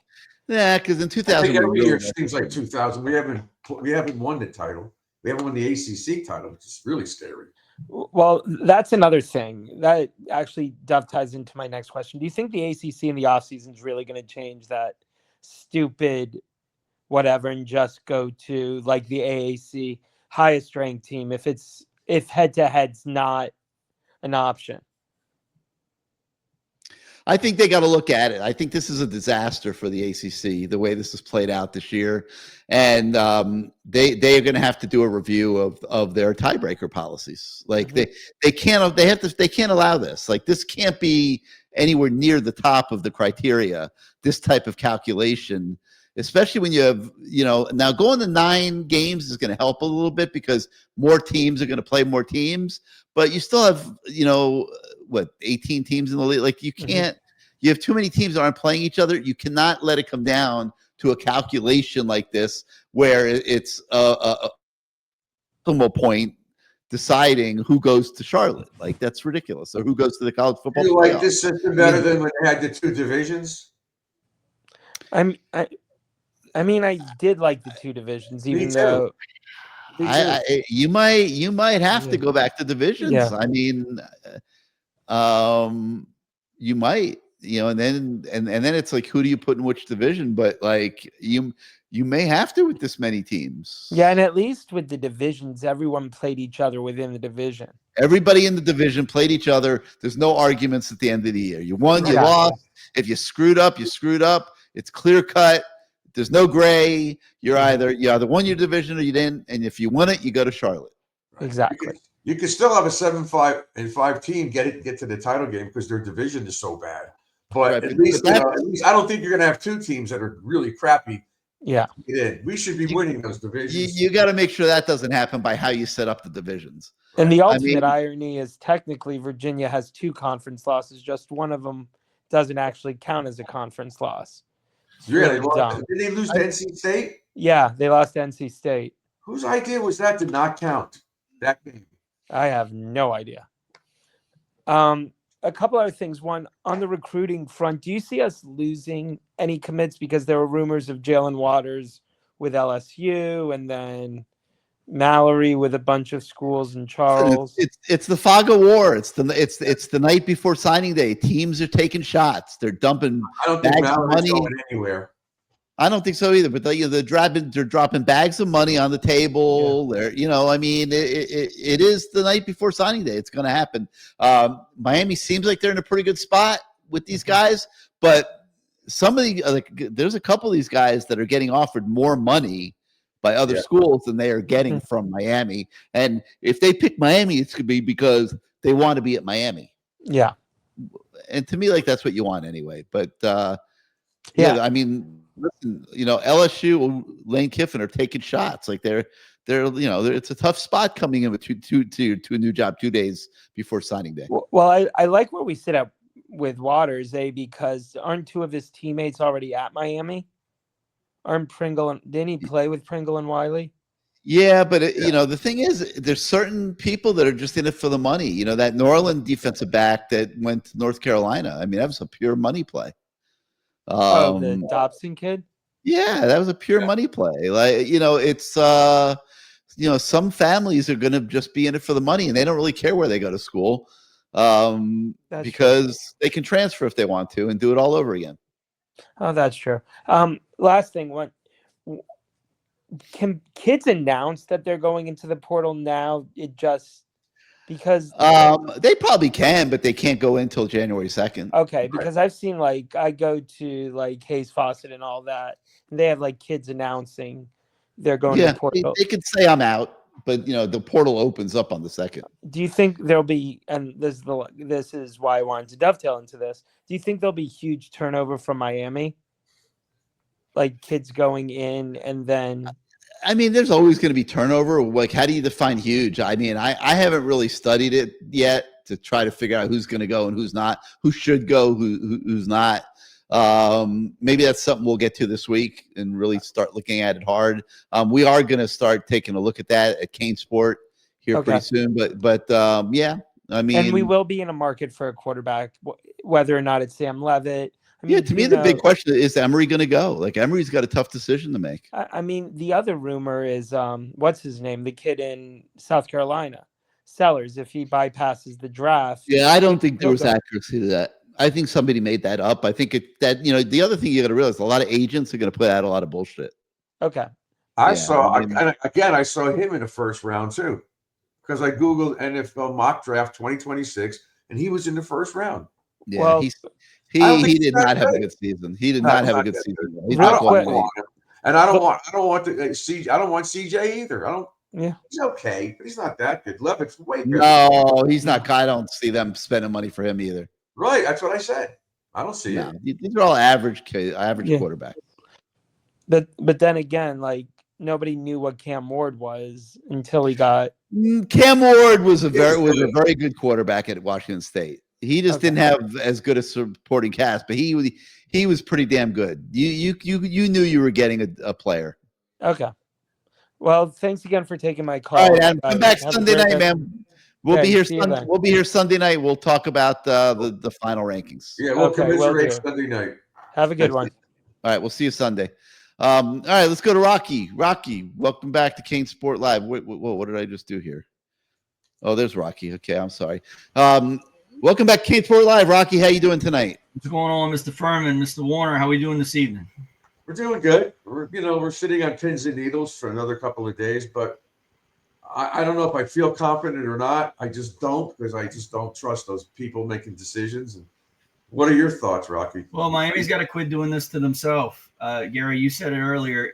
We have got to stop going into these games where we are double-digit favorites and letting these guys get in the best of us for whatever reason. Either, we go into a Louisville game at home where we're coming off of a bye and a high of being 5-0, and we just, for whatever reason, take it lightly. Or, it's SMU, and I'm still trying to figure that out, other than the refs didn't help us, not playing well enough at SMU to get the W. And really, Bruce, if you want to know, I think this season really turned, being in the position that we are in now, it turned on two things. It turned on the SMU game, and it turned on the first game of the season in Notre Dame. The SMU game came down to one play, the Marquise Lightfoot personal foul call, where if that guy puts the flag in his pocket, it's 4th down and 12, and now they're punting the ball back to Miami, and it might not ever get to the way it looked, in overtime at 26-20. The other game is the Notre Dame game, where we were beating them going away, and we took our foot off of the gas pedal through that game in the early part of that third quarter, and we did. It was the same kind of MO that Miami kind of had all year, where we would get a lead and then we would relax a bit and just kind of go through the motions of winning the Rocky, game. You mean like the Florida State game, which was the epitome of that? That was horrible. Yeah. To watch that in the fourth quarter. Gary, what did we have? 19 yards of offense in the fourth quarter? 15. 15. That's even worse than I said. That's So Unbelievable. Yeah, unbelievable. So if there's always lessons to be learned from seasons, right?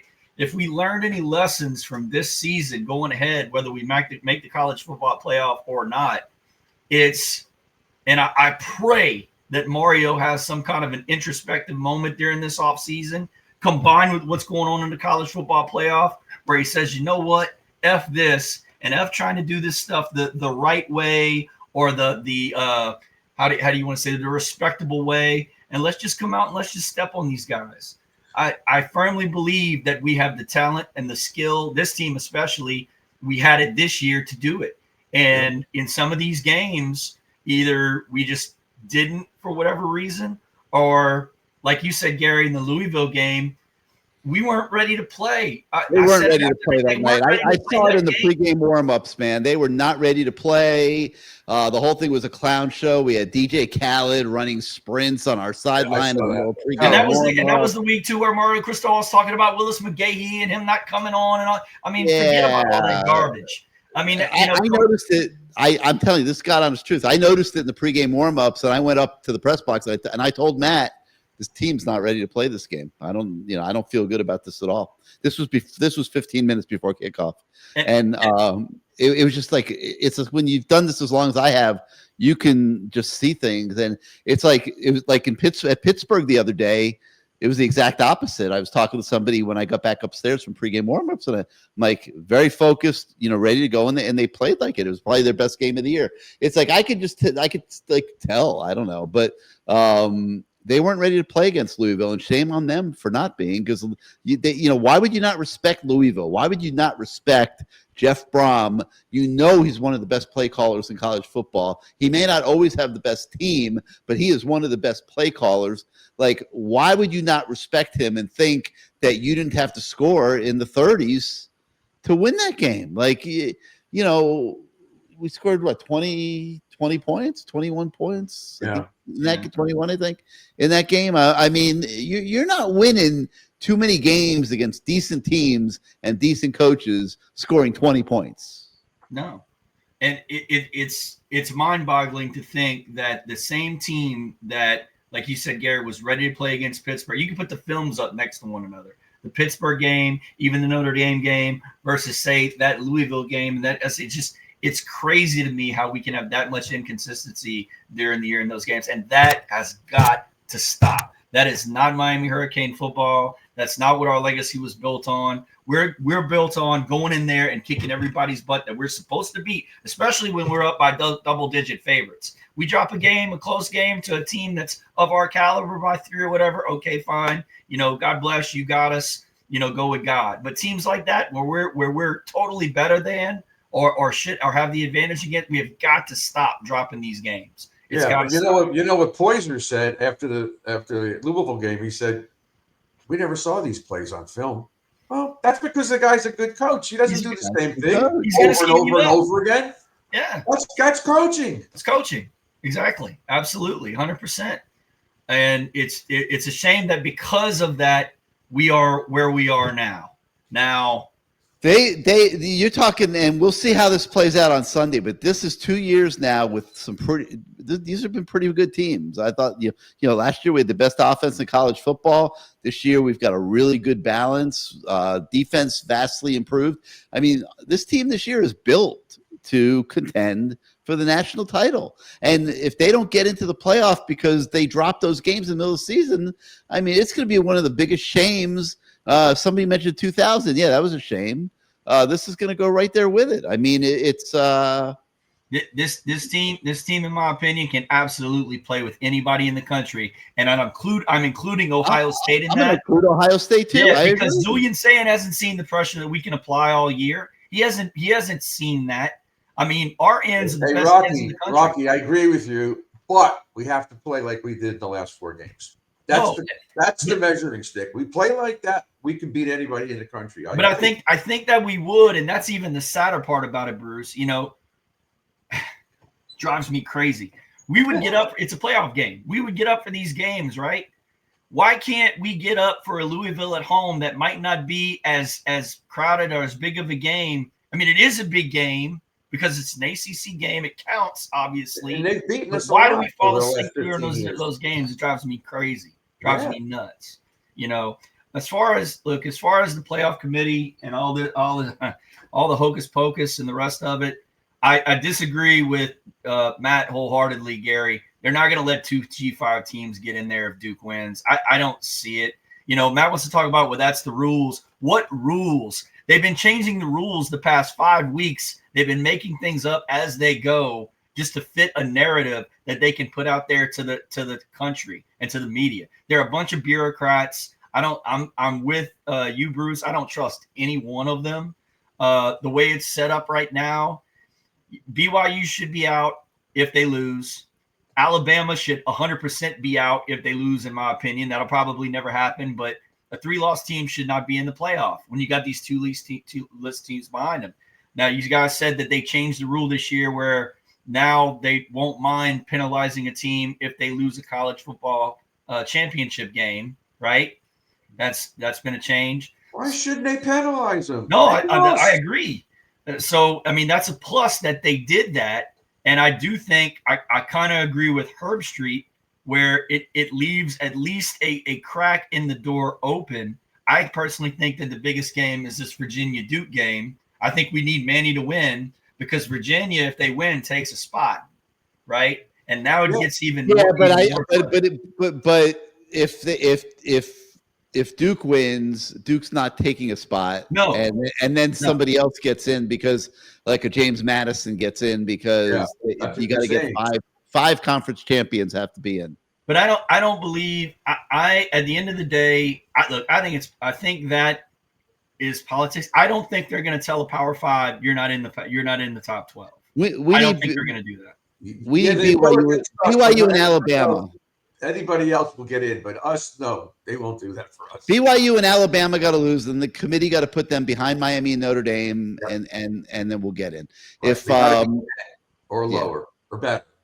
I mean, consider what y'all were talking about tonight with what they did with FSU whenever Jordan Travis went down. Consider the dominoes that have fallen. We all know about Ole Miss and Lane Kiffin and that thing to LSU. But what about Tulane? What about North Texas? What about James Madison? All those coaches are gone. North Texas is allowed to play. I don't know if John Summerall's coaching the Tulane team. James Madison, I'm not sure, but he took a new job. So that's not going to be factored into when they're making these decisions, when everything is said and done. It should, because they've already shown the propensity to do that in years past. I get it. You're still in year 2 of the college football playoff. They're trying to figure it out. But you would think that would be taken into consideration. At the end of the day, I would want the best top 12 teams in the country in that playoff, regardless of who and what. That's what I would want. That's what I thought it originally was, way back when they said the 4 best teams, which is why Florida State didn't get in. They won the SEC. They won the ACC title. They were unbeaten, and because the quarterback got hurt, they assumed, and they did play crappy, but they did beat Florida. Everybody assumed they weren't going to make it, but they were one of the best teams in the country. So why can't they say? Imagine if it was still 4, Brew. Look at this. How would you pick 4 amongst? Ohio State has to be there. Indiana has to be there. Georgia has to be there. How do you pick between Texas Tech and Oregon if you had to only pick 4? I don't know. But if Ohio State beats Indiana or vice versa, I don't think the loser is going to be in the top 4. I don't think so. Unless Georgia loses to Alabama and Texas Tech gets upset by BYU. Alabama's the one. They have 12. Alabama's the one for me, guys. If they lose to Georgia, get Alabama out of there. Out. I want them out. And BYU loses again, out. Well, yeah, BYU. Look, Texas Tech, BYU I've watched BYU the past 4 weeks with LJ Martin and how they run their operation. They're not beating Texas Tech. Texas Tech is the far superior team. You know what? Though, didn't Alabama beat Georgia earlier this year? Yeah, they beat them by 3. I don't think Georgia. This is one of their weakest offensive units that I've seen in years. They're not that good offensively. Yeah, but I would not be shocked if Alabama. I wouldn't be surprised if Alabama beats them too, and then they get a real problem because that would eat up another spot. So where does Georgia fall to? They would stay in the top 12. So let's say the top 8. They wouldn't drop them below. Yes. If BYU BYU gets beat soundly by Texas Tech, which I believe is going to happen, I agree. Do we move up and does that debate go between Notre Dame and Miami, or does it matter what happens in the ACC championship game? One way or the other. Yeah, I don't. In other words, well, yeah, because if Virginia goes in, and now you really have no spots. Yeah, I don't know, man. If it plays out that way, I'm not sure that there'll be that last spot. Because you put Virginia into this thing, and then you keep Alabama in there, and then you have to put in one group of 5 team. So Notre Dame effectively becomes 12, and Miami becomes 13. You're picking between Miami and Notre Dame, so Miami could still get in that scenario. Yeah. I mean, we'll see.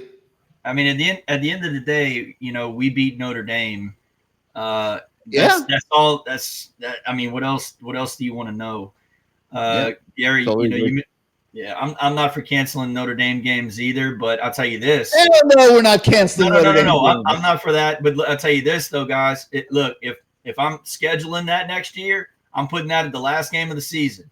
I don't care about snow. It's supposedly going to be November 7th. Okay, well, I'm putting it late. You see all this early. That's the other thing. You see all these early game primetime matchups, game 1s. Forget that. This is what happens. Everybody forgets about it when you get to November. It shouldn't be forgotten about. It wasn't that long ago. So I'm putting it later on in the season. That way it's fresh in everybody's mind whenever it'll we get to also be cold situations up like there this. too. And, I mean, I just hope I never see that lisping leprechaun ever again. I can't stand Lou Holtz. I've never liked him. I love that. I love that venue, though. I'm looking forward to that trip next year. Yeah. All right. That was Jimmy's nightmare, that game, man. I know, but it's a great venue. You ever been to Notre Dame Stadium, Bruce? No. It's a great. It's a great venue. Great venue. All right, Rock. Thank you. We'll be back Sunday night. Okay, so come back. We'll see what happens. all right, Gary. Thanks, Bruce. Take care. All right, guys. Good All right, knowledgeable so, colors. yeah. These guys they're all knowledgeable great. colors. All right, so Sunday night we'll be back after the final rankings come out with a new CaneSport Live, and we'll see the final verdict, man. That we'll be tuned in big on Saturday and see how it plays out. It's a shame the Canes are in this situation, but as mad as we all are, listen, this was earned with those 2 losses in the middle of the season, and when you lose those 2 games, this is what you leave yourself open to, and just got to hope that you get a mulligan here and it plays out, that you get the last spot.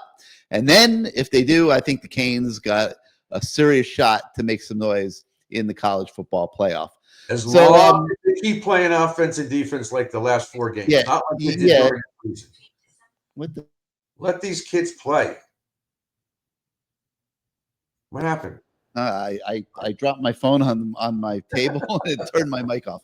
Anyway, thank you everybody for watching tonight. Thanks to Matt Shodell for joining us in the first hour. Thanks to Bruce for coming on this hour. Like I said, we will be back on Sunday night with a CaneSport Live as we react to the final college football playoff. Until then, everybody enjoy the rest of your week. Enjoy watching college football on Saturday. Enjoy praying, and we'll see you next time.